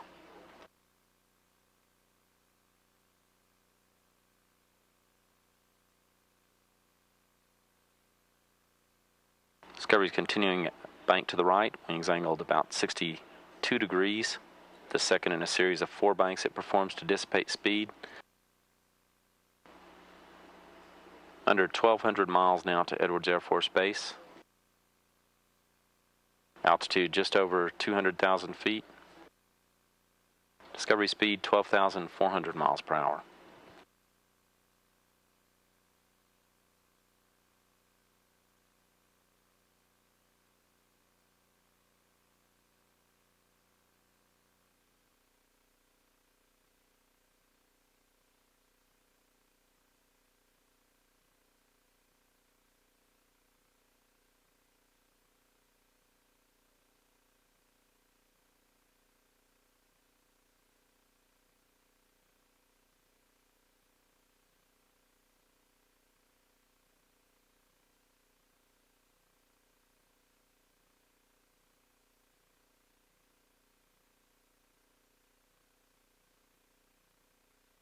Discovery is 1,000 miles from Edwards Air Force Base. Speed Mach 17, 17 times the speed of sound, or about 11,500 miles per hour. Descending through 194,000 feet.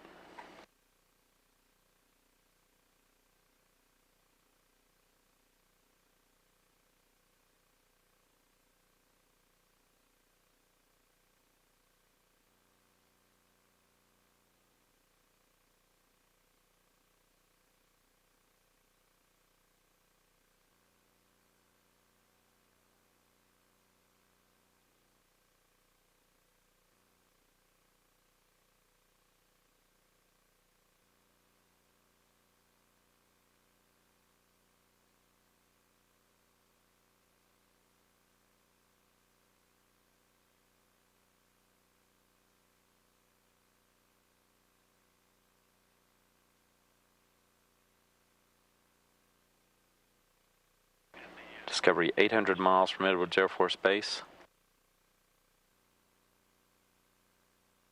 Speed 10,000 miles per hour. Altitude 34 miles.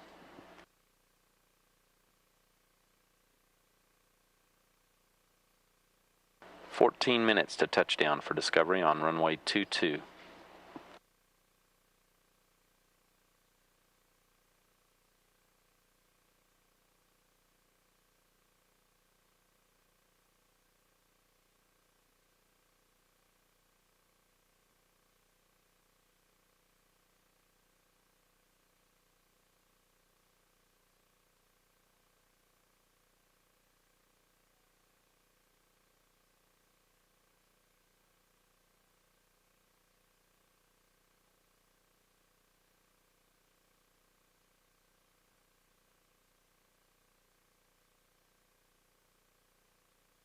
"630 miles to touchdown for Discovery at Edwards Air Force Base. Discovery speed now 8,700 miles per hour. Altitude 33 miles or 174,000 feet.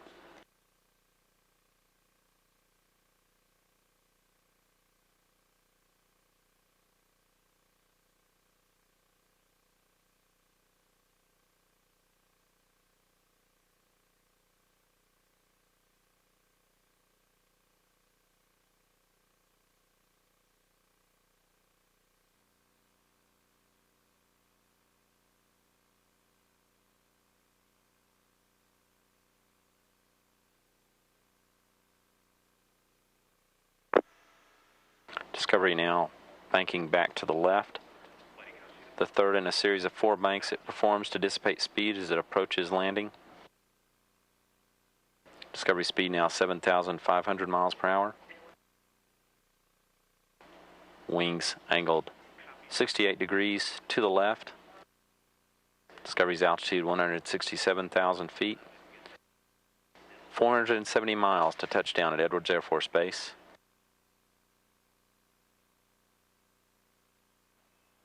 Discovery Houston, energy, ground track, and nav are all go.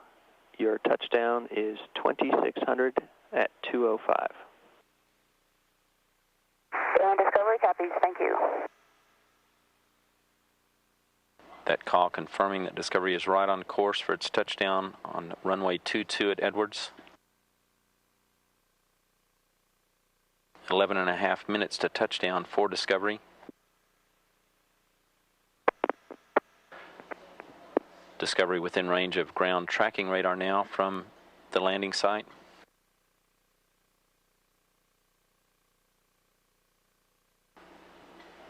Discovery speed now 9 times the speed of sound, Mach 9, about 6,100 miles per hour.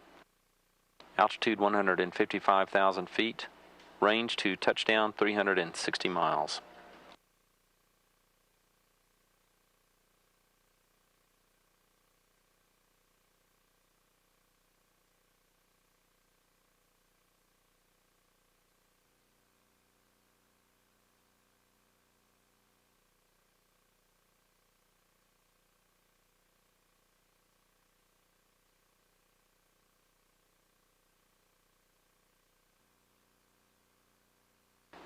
Discovery approaching the California coast is shown in this tracking map from Mission Control.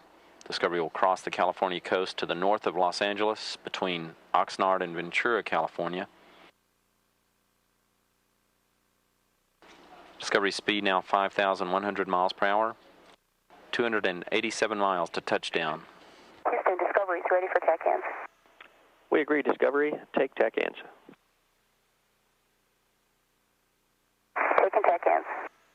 That call giving Discovery a go to use tactical air navigation data to update its navigation information on board. That's an update to bearing and heading for the shuttle, supplied by a radio beacon on the ground located at the landing site. Discovery's altitude now 25 miles or 136,000 feet as it approaches California. Continuing in a left bank, wings angled 40 degrees. Speed Mach 6 or 4,300 miles per hour.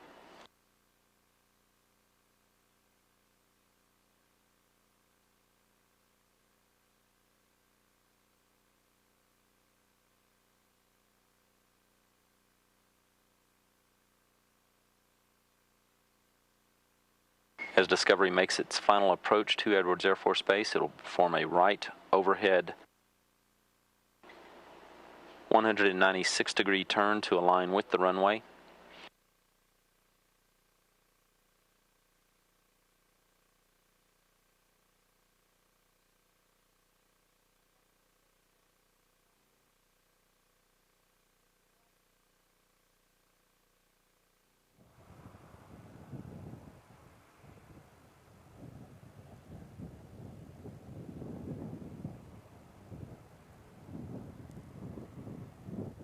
This live television of Discovery now via an infrared tracking camera located in California. Discovery 155 miles out from Edwards Air Force Base. An altitude of 21 miles, 111,000 feet. Discovery speed 3,200 miles per hour. Discovery now banking back to the right. The fourth in a series of 4 banks it has performed to dissipate speed as it approaches the landing site. 135 miles to touchdown at Edwards.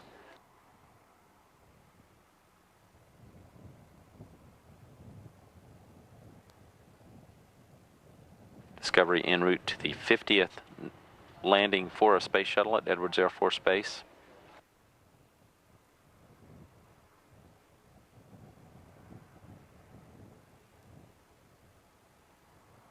Seven and a half minutes to touchdown.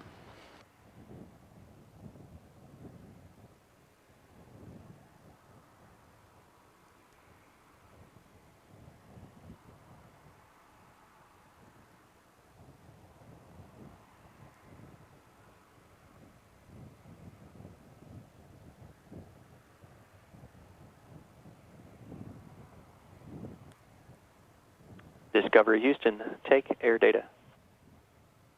Discovery, taking air data. That call that Discovery can use data gathered from air data probes deployed on either side of the nose of the spacecraft to update onboard navigation. They supply updates on altitude and airspeed based on measurements of barometric pressure and wind speed. Speed now 2,000 miles per hour. Altitude 87,000 feet. 81 miles to touchdown.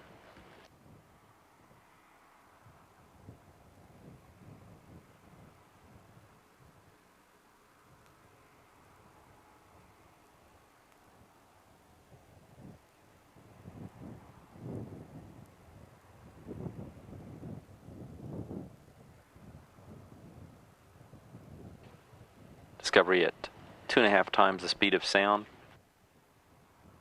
Altitude 80,000 feet.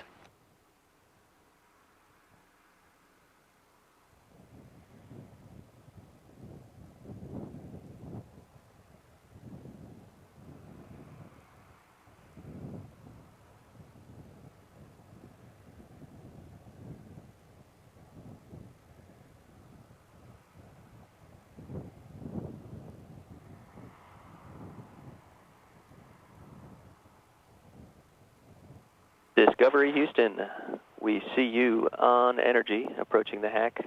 No changes to winds or weather. You will be nominal shoot deploy.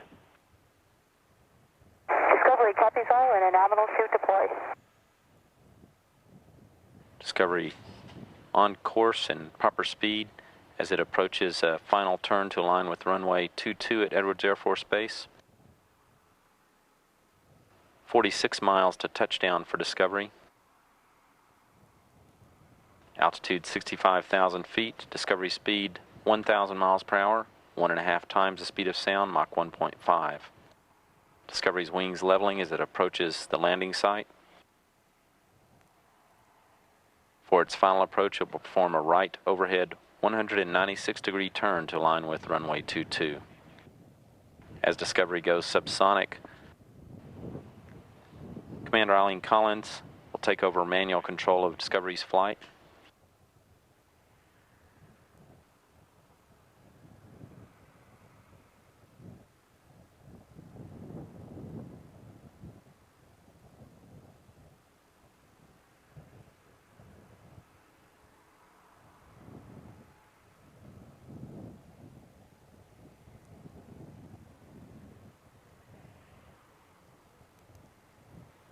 Just over 4 minutes to touchdown for Discovery now as we see a infrared camera view of its approach. Altitude 46,000 feet. 28 miles out from touchdown. Standing by for Discovery to go subsonic.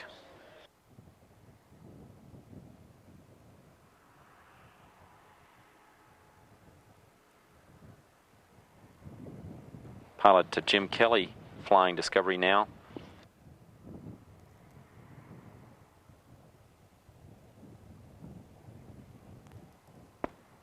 That as normally planned for Kelly to fly it first and then Eileen Collins to take over control of Discovery's flight.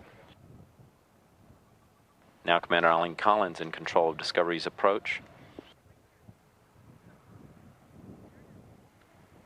Discovery approaching a final turn to align with the runway, a right overhead 197-degree turn.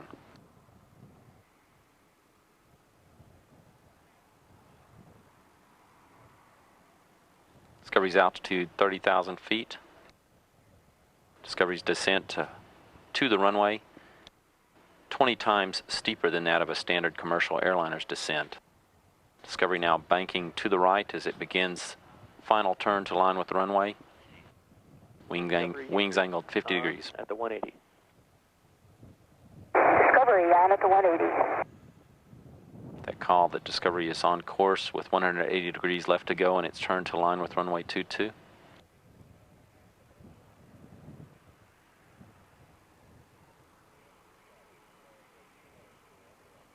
Altitude 22,000 feet.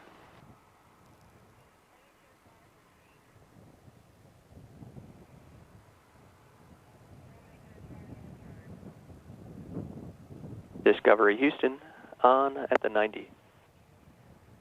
Discovery on at the 90.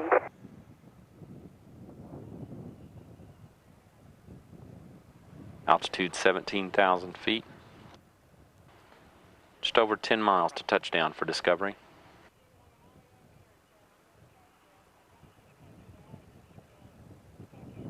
Houston, Discovery has the runway in sight. Copy runway.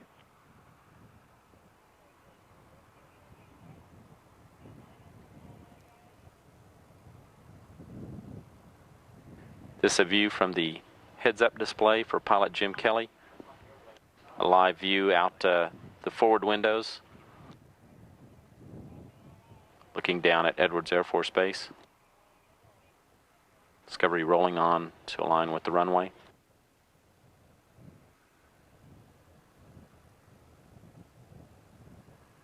Altitude 7,000 feet.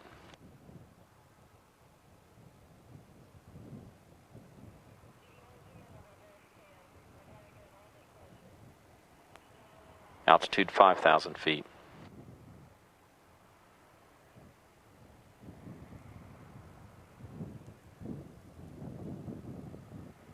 Discovery descending through 3,000 feet, 3 miles to touchdown.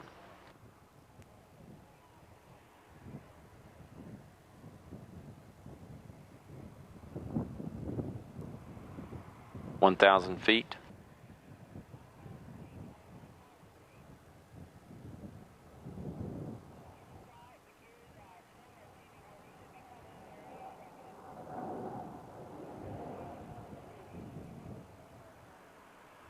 Landing gears down and locked.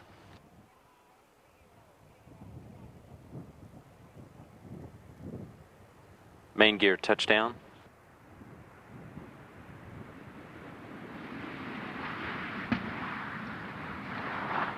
Drag chute deploy.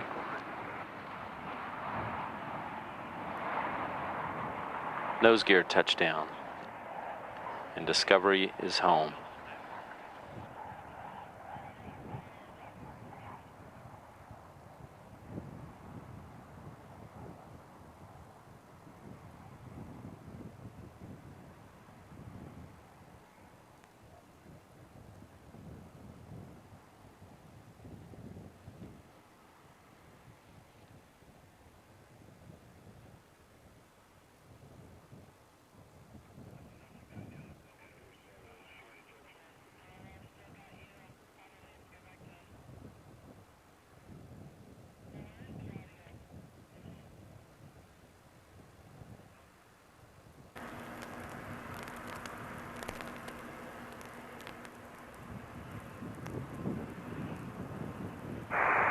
Houston, Discovery, wheel stop. Roger, wheel stop, Discovery, and congratulations on a truly spectacular test flight. Stevie Ray, Soichi, Andy, Vegas, Charlie, Wendy, and Eileen, welcome home, friends. And thank you. Those are great words to hear. We're happy to be back, and we congratulate the whole team for a job well done. We're going to page 5-3. And we'll meet you there.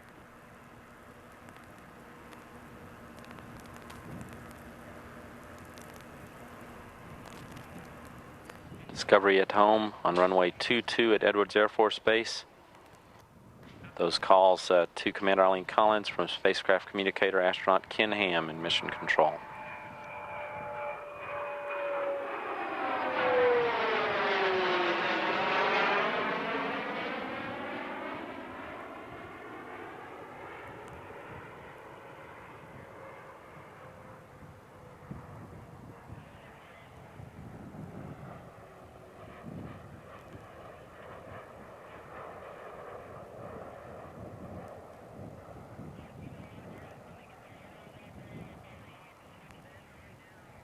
NCC, this is Discovery. You are very loud and clear.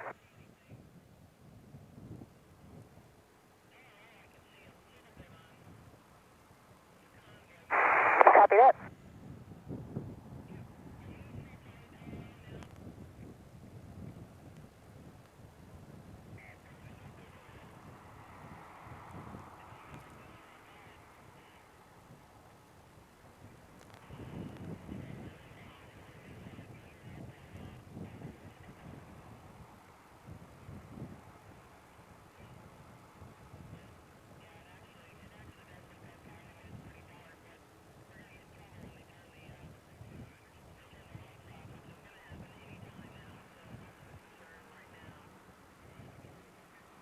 Discovery's landing convoy maneuvering into place.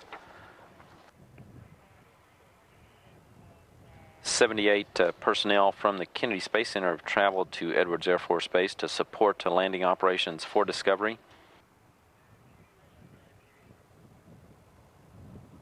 A turnaround team of 170 people will fly from KSC to Edwards Air Force Base on Wednesday.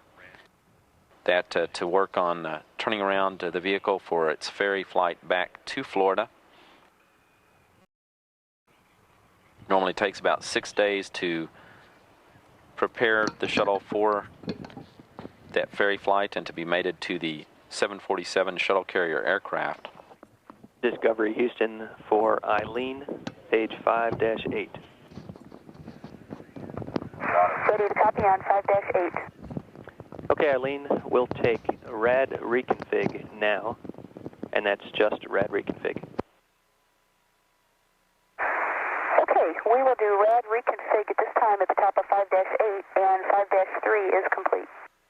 Copy, 5-3 is complete. Eileen Collins and crew now going through standard steps to safe the shuttle after landing.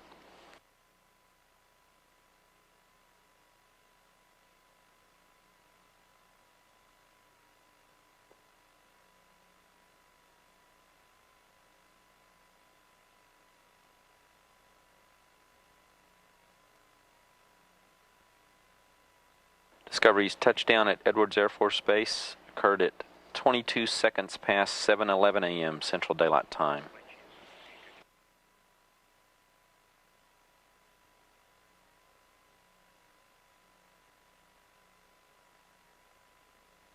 Houston, contact from the PLT. Go ahead, Vegas. Yeah, get you loud and clear, Hawk. I'm on headset now, and I'm ready for the ET umbilical door opening. Okay, Vegas, you have a go for ET umbilical door opening. Inward.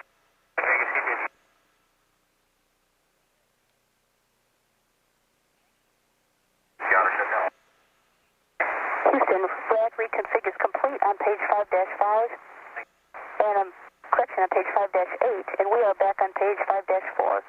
And I'd like to report that the side hatch is safed. Copy, side hatch is safed, and we're with you on 5-4.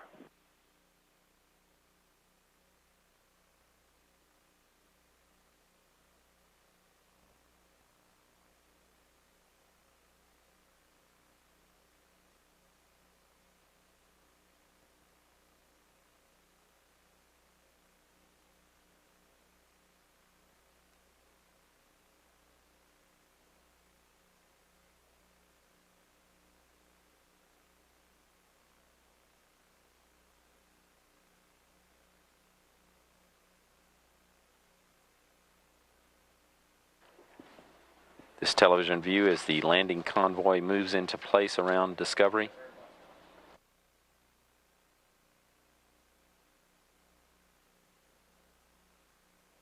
That convoy manned by personnel from the Kennedy Space Center.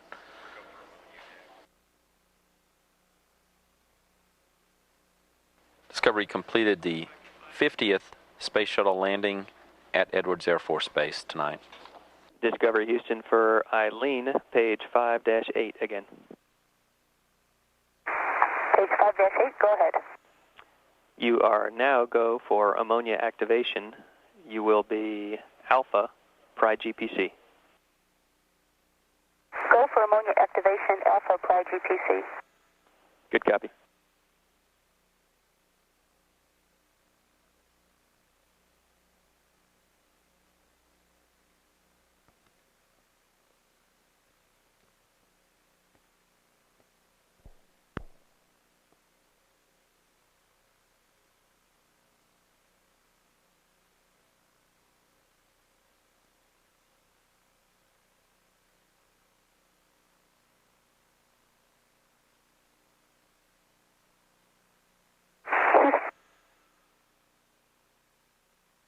STS ohm safing is complete. We're starting drag chute safing. Copy, Eileen. We're with you. And for Vegas, hydraulic load test is not required. Copy that. Thanks.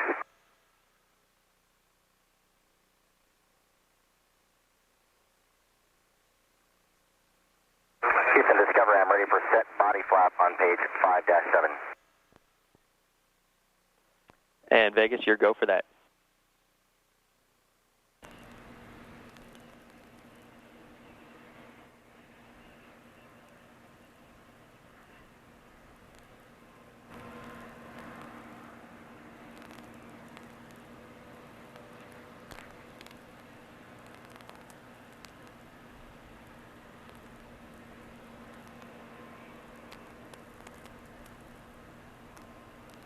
Houston, drag chute safing is complete. Deact air data probes is checked per the checklist and moving to landing gear safing. Copy, we're with you. Houston Discovery, set body flap is complete. SSM repo standing by Ops 9. And we understand. As the crew continues through checklists to safe the shuttle systems after landing, normally it's about another half hour before the crew can exit the vehicle. That occurring normally about 45 minutes or so after touchdown.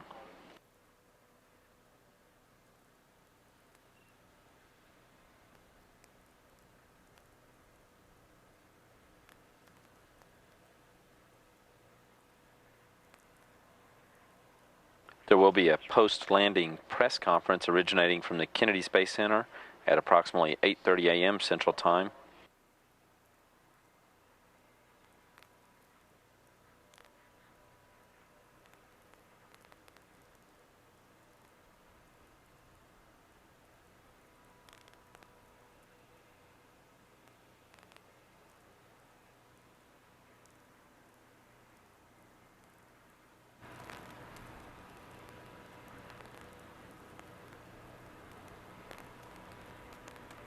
Houston with the tag up on the bottom of page 5-4. Go ahead. RJDs are off, side hatch, drag chute, landing gear are all safe. 5-4 is complete. Okay, we copy that, Eileen. And if you flip to 5-6, you have a go for the DPS transition to Ops 9. Discovery has a go for DPS transition to Ops 9.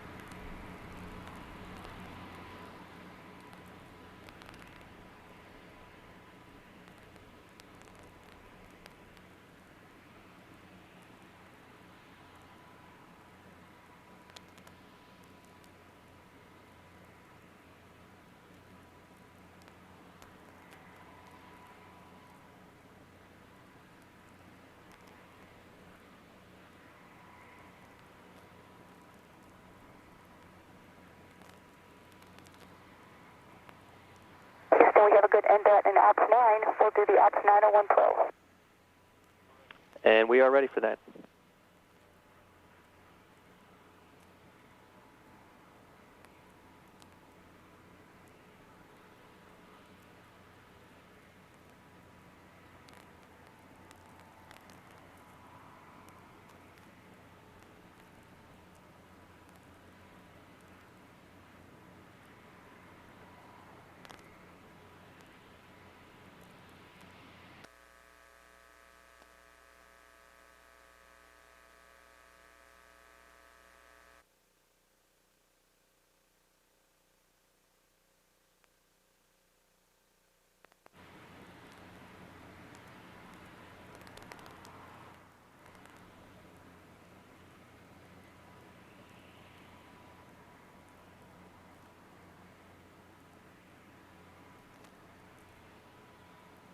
Discovery Houston for Vegas, you are go for SSME repo.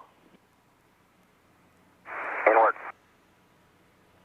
It's about 40 minutes to sunrise at Edwards Air Force Base as Discovery's crew continues to work through post-landing checklists. Their departure from the spacecraft is not anticipated for another approximately half hour or so, that normally occurring about 45 minutes or so after touchdown.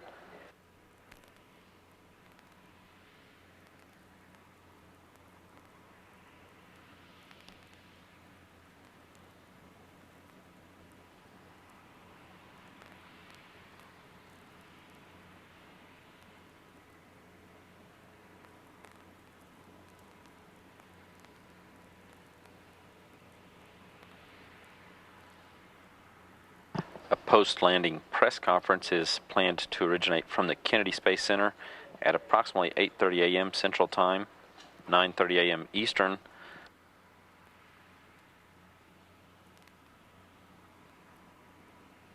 That will be followed by a press conference from the Johnson Space Center. The Kennedy Space Center post-landing press conference. Participants include NASA Administrator Mike Griffin, Associate Administrator for the Office of Space Operations Bill Reedy, Space Shuttle Program Manager Bill Parsons, and KSC Launch and Landing Director Mike Leinbach.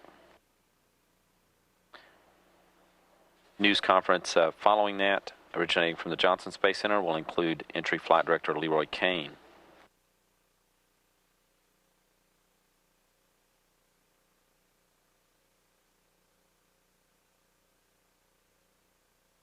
Post-landing press conference originating from the Kennedy Space Center will field questions only from reporters located at Kennedy. The press conference that follows that from the Johnson Space Center will field questions from participating NASA centers.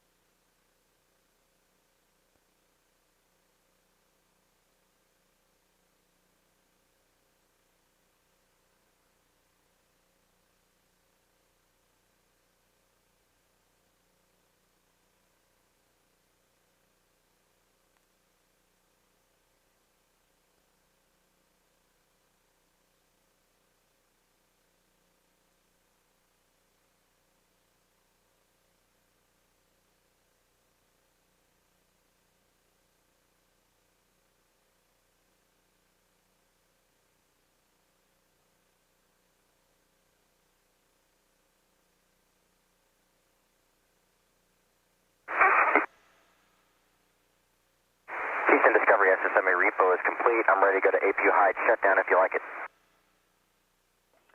We concur, Vegas. We saw a good repo as well, and you are go for APU hide shutdown. In work per page 5-9.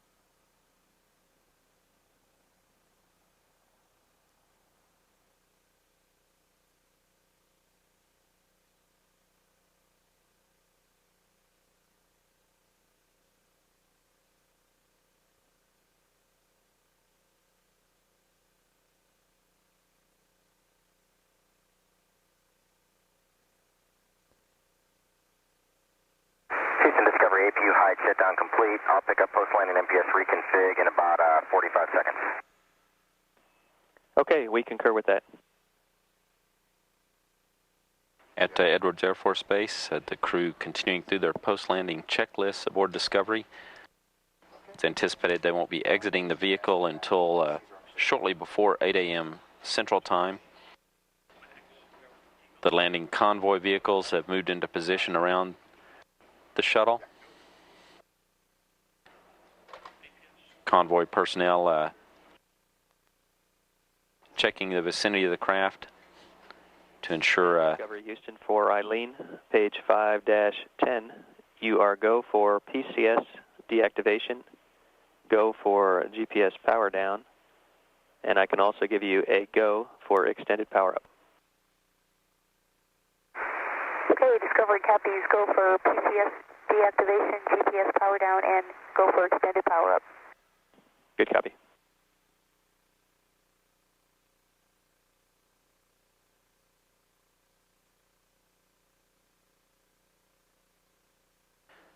The convoy will move into position vehicles that provide a fan to disperse any propellant fumes that may exist around the vehicle.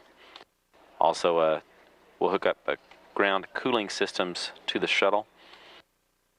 Again, the crew's exit from the vehicle is not anticipated until normally shortly before 8 a.m. Central Time before they are at a point where they are exiting the shuttle.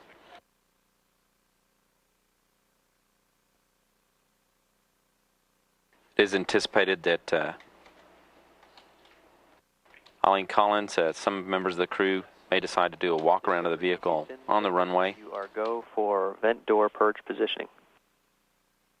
In work.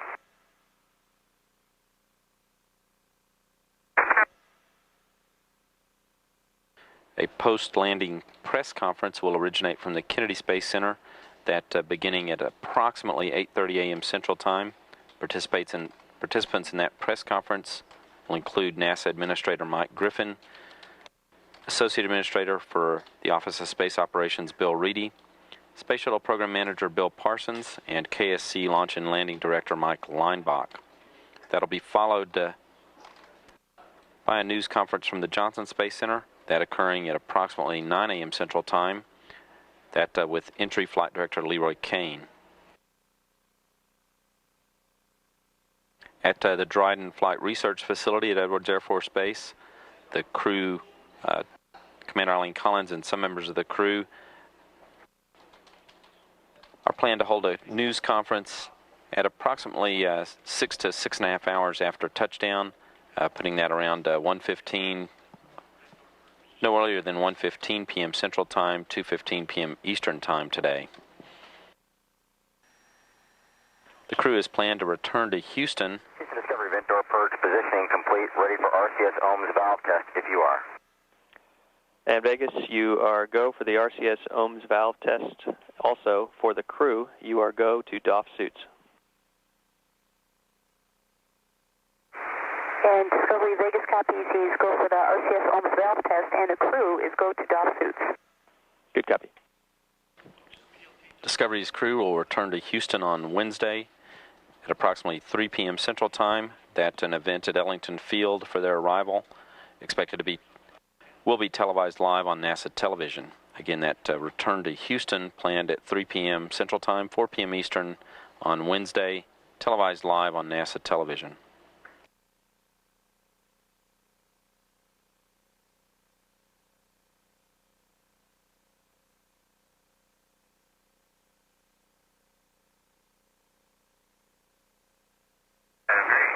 Discovery, we're going to hold off on the GPS switches until the ASP comes on board. Okay, that's no problem at all.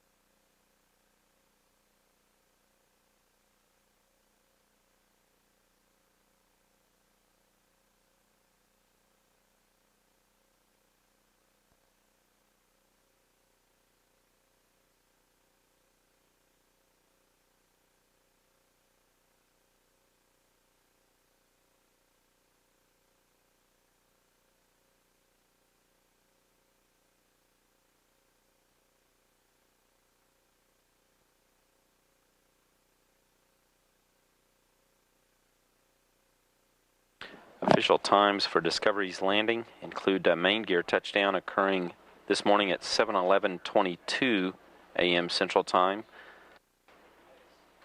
Nose gear touchdown occurred at 7:11:41 a.m. Central Daylight Time.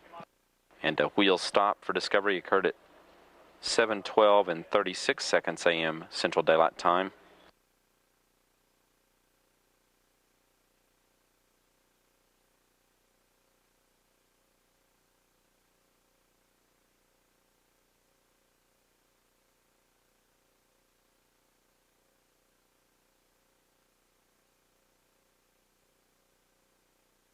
Discovery completed a 13-day, 21-hour, and 33-minute flight, traveling more than 5.8 million miles in its orbits of Earth.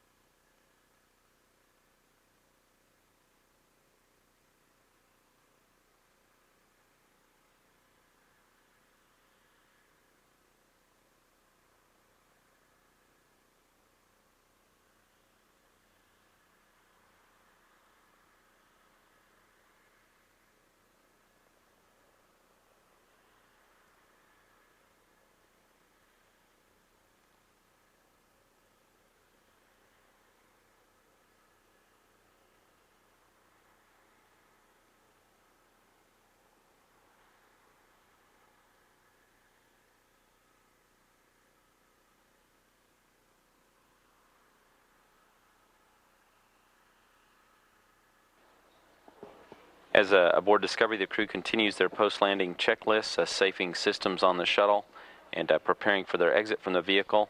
Coming up on NASA television, we'll replay scenes of Discovery's landing recorded by trackers at the Dryden Flight Research Center, Edwards Air Force Base in California. Again, replays of Discovery's landing views coming up on NASA television in just a few moments. Replayed views from cameras that recorded landing at Dryden Flight Research Center and Edwards Air Force Base. Houston Discovery for RCS Helmets valve test. That's complete. I did hesitate on the forward tank isolations in GPC prior to open and then back to GPC. Okay, Vegas, we did see that, and thanks for that report. Everything appeared to be functioning normally. Look good here, and understand from here you want me to go to page 5-15. That is correct. And I am putting 5-15 in work as written. Okay. And Houston, CDR is ready for page 5-14.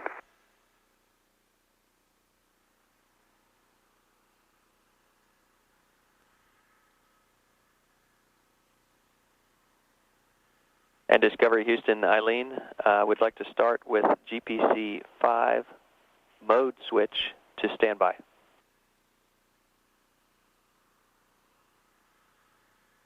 GPC 5 is coming to standby. Okay, Houston, that's complete.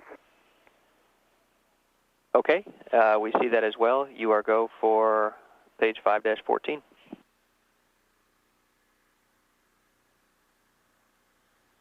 Houston, could you repeat your last? Yeah, Eileen, you are go for page 5-14 as written. Okay, working page 5-14.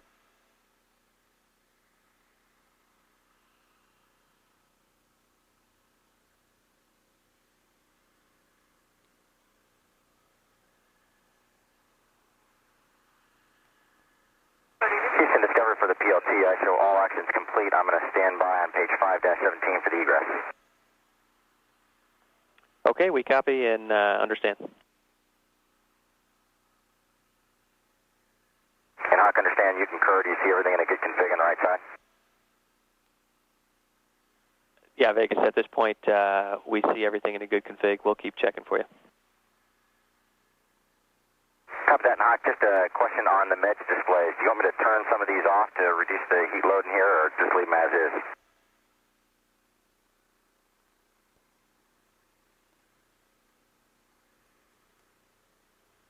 And Vegas would prefer that you leave them in their current config, and we'll get them with the ASP. That's no problem at all, Hawk. I'll leave them alone.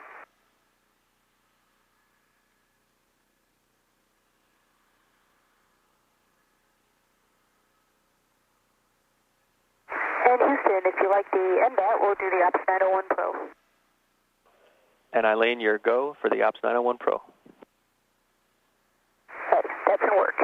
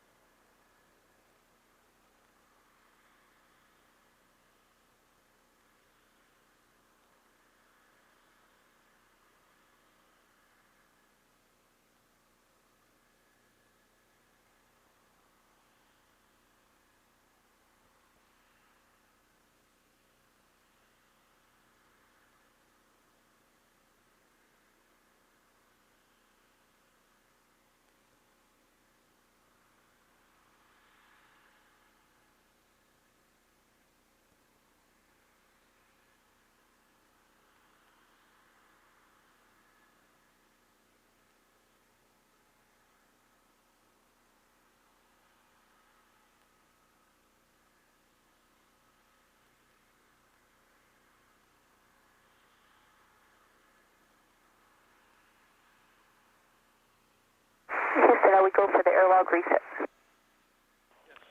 Yeah, Eileen, you are go for the airlock reset.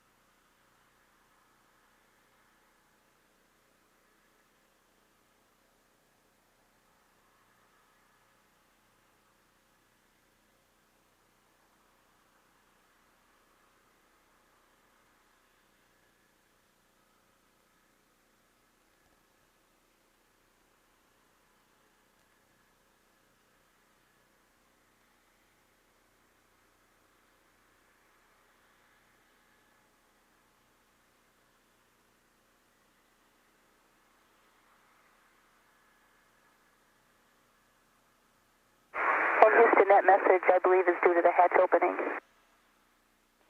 And we concur.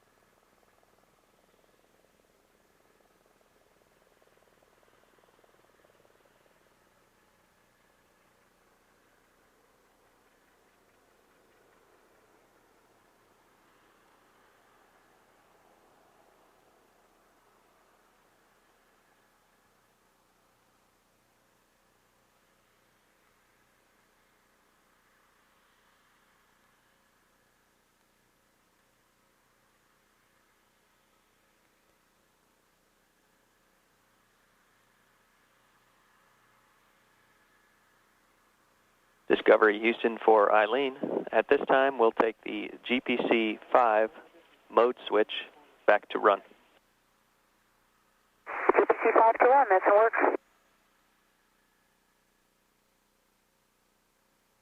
Houston, GPC-5 is in run, and we're up to page 5-16, starting at the top. Okay, we're with you.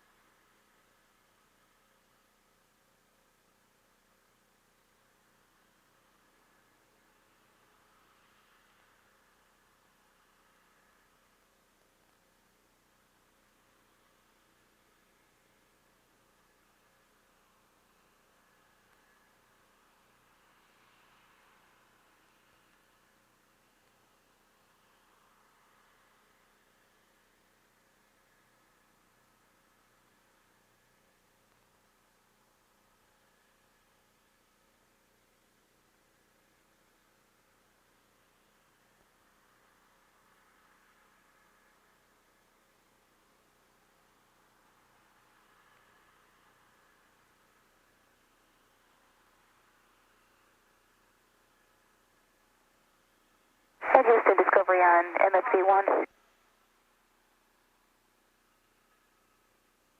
Go ahead. That was an inadvertent crew switch throw. You can disregard it. Okay, thank you. And I just want to let you know that the aft is coming on board at this time. Great, thanks.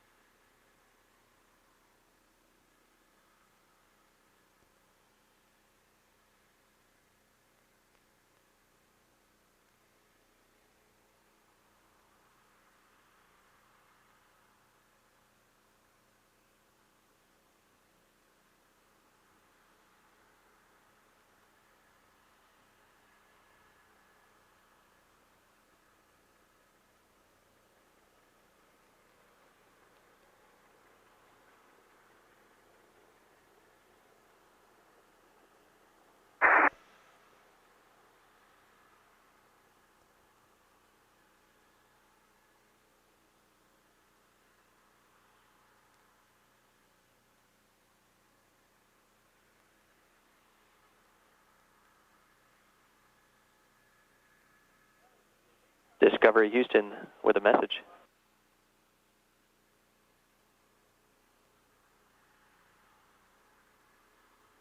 Hey, Houston, Discovery, go ahead. Yeah, Eileen, your friends from above, Sergey and John, congratulate you on a safe return.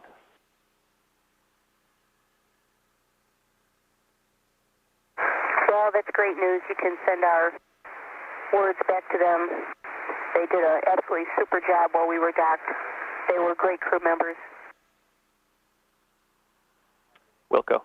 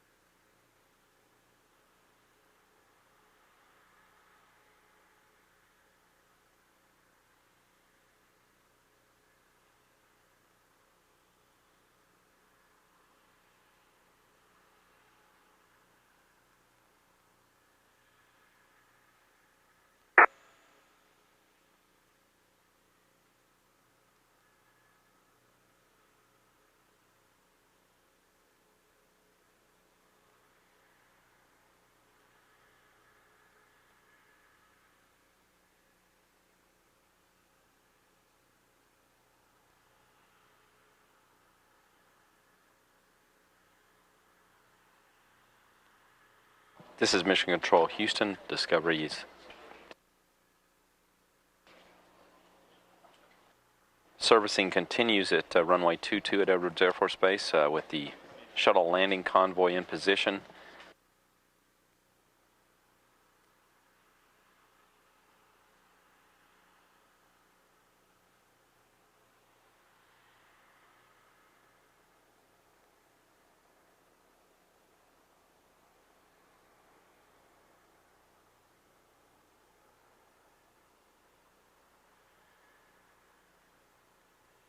Houston Discovery Hawk from the PLT. I'm going to check on out unless you need me for something else.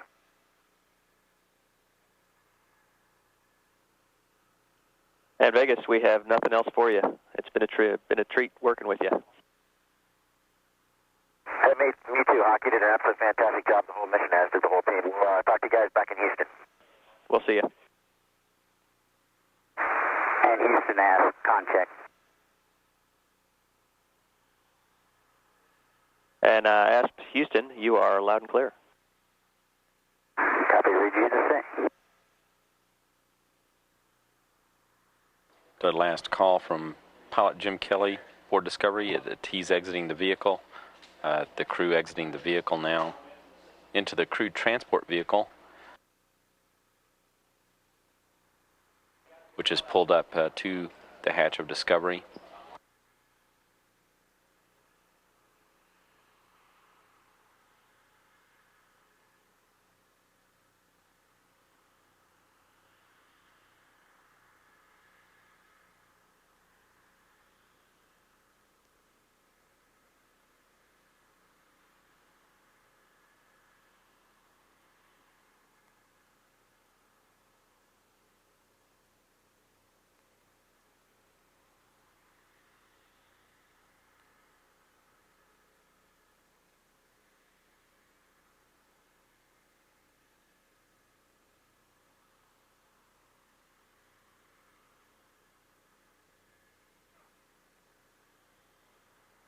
And Discovery Houston for Eileen, page 5-22. Go to page 5-22.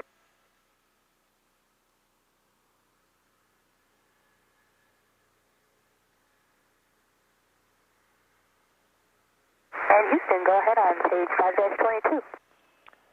Eileen, you are go for ammonia reconfig. In step 3, you'll be on the bottom line, Bravo to SECON.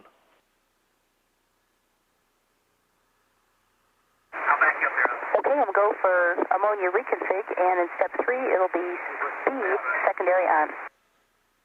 Good copy.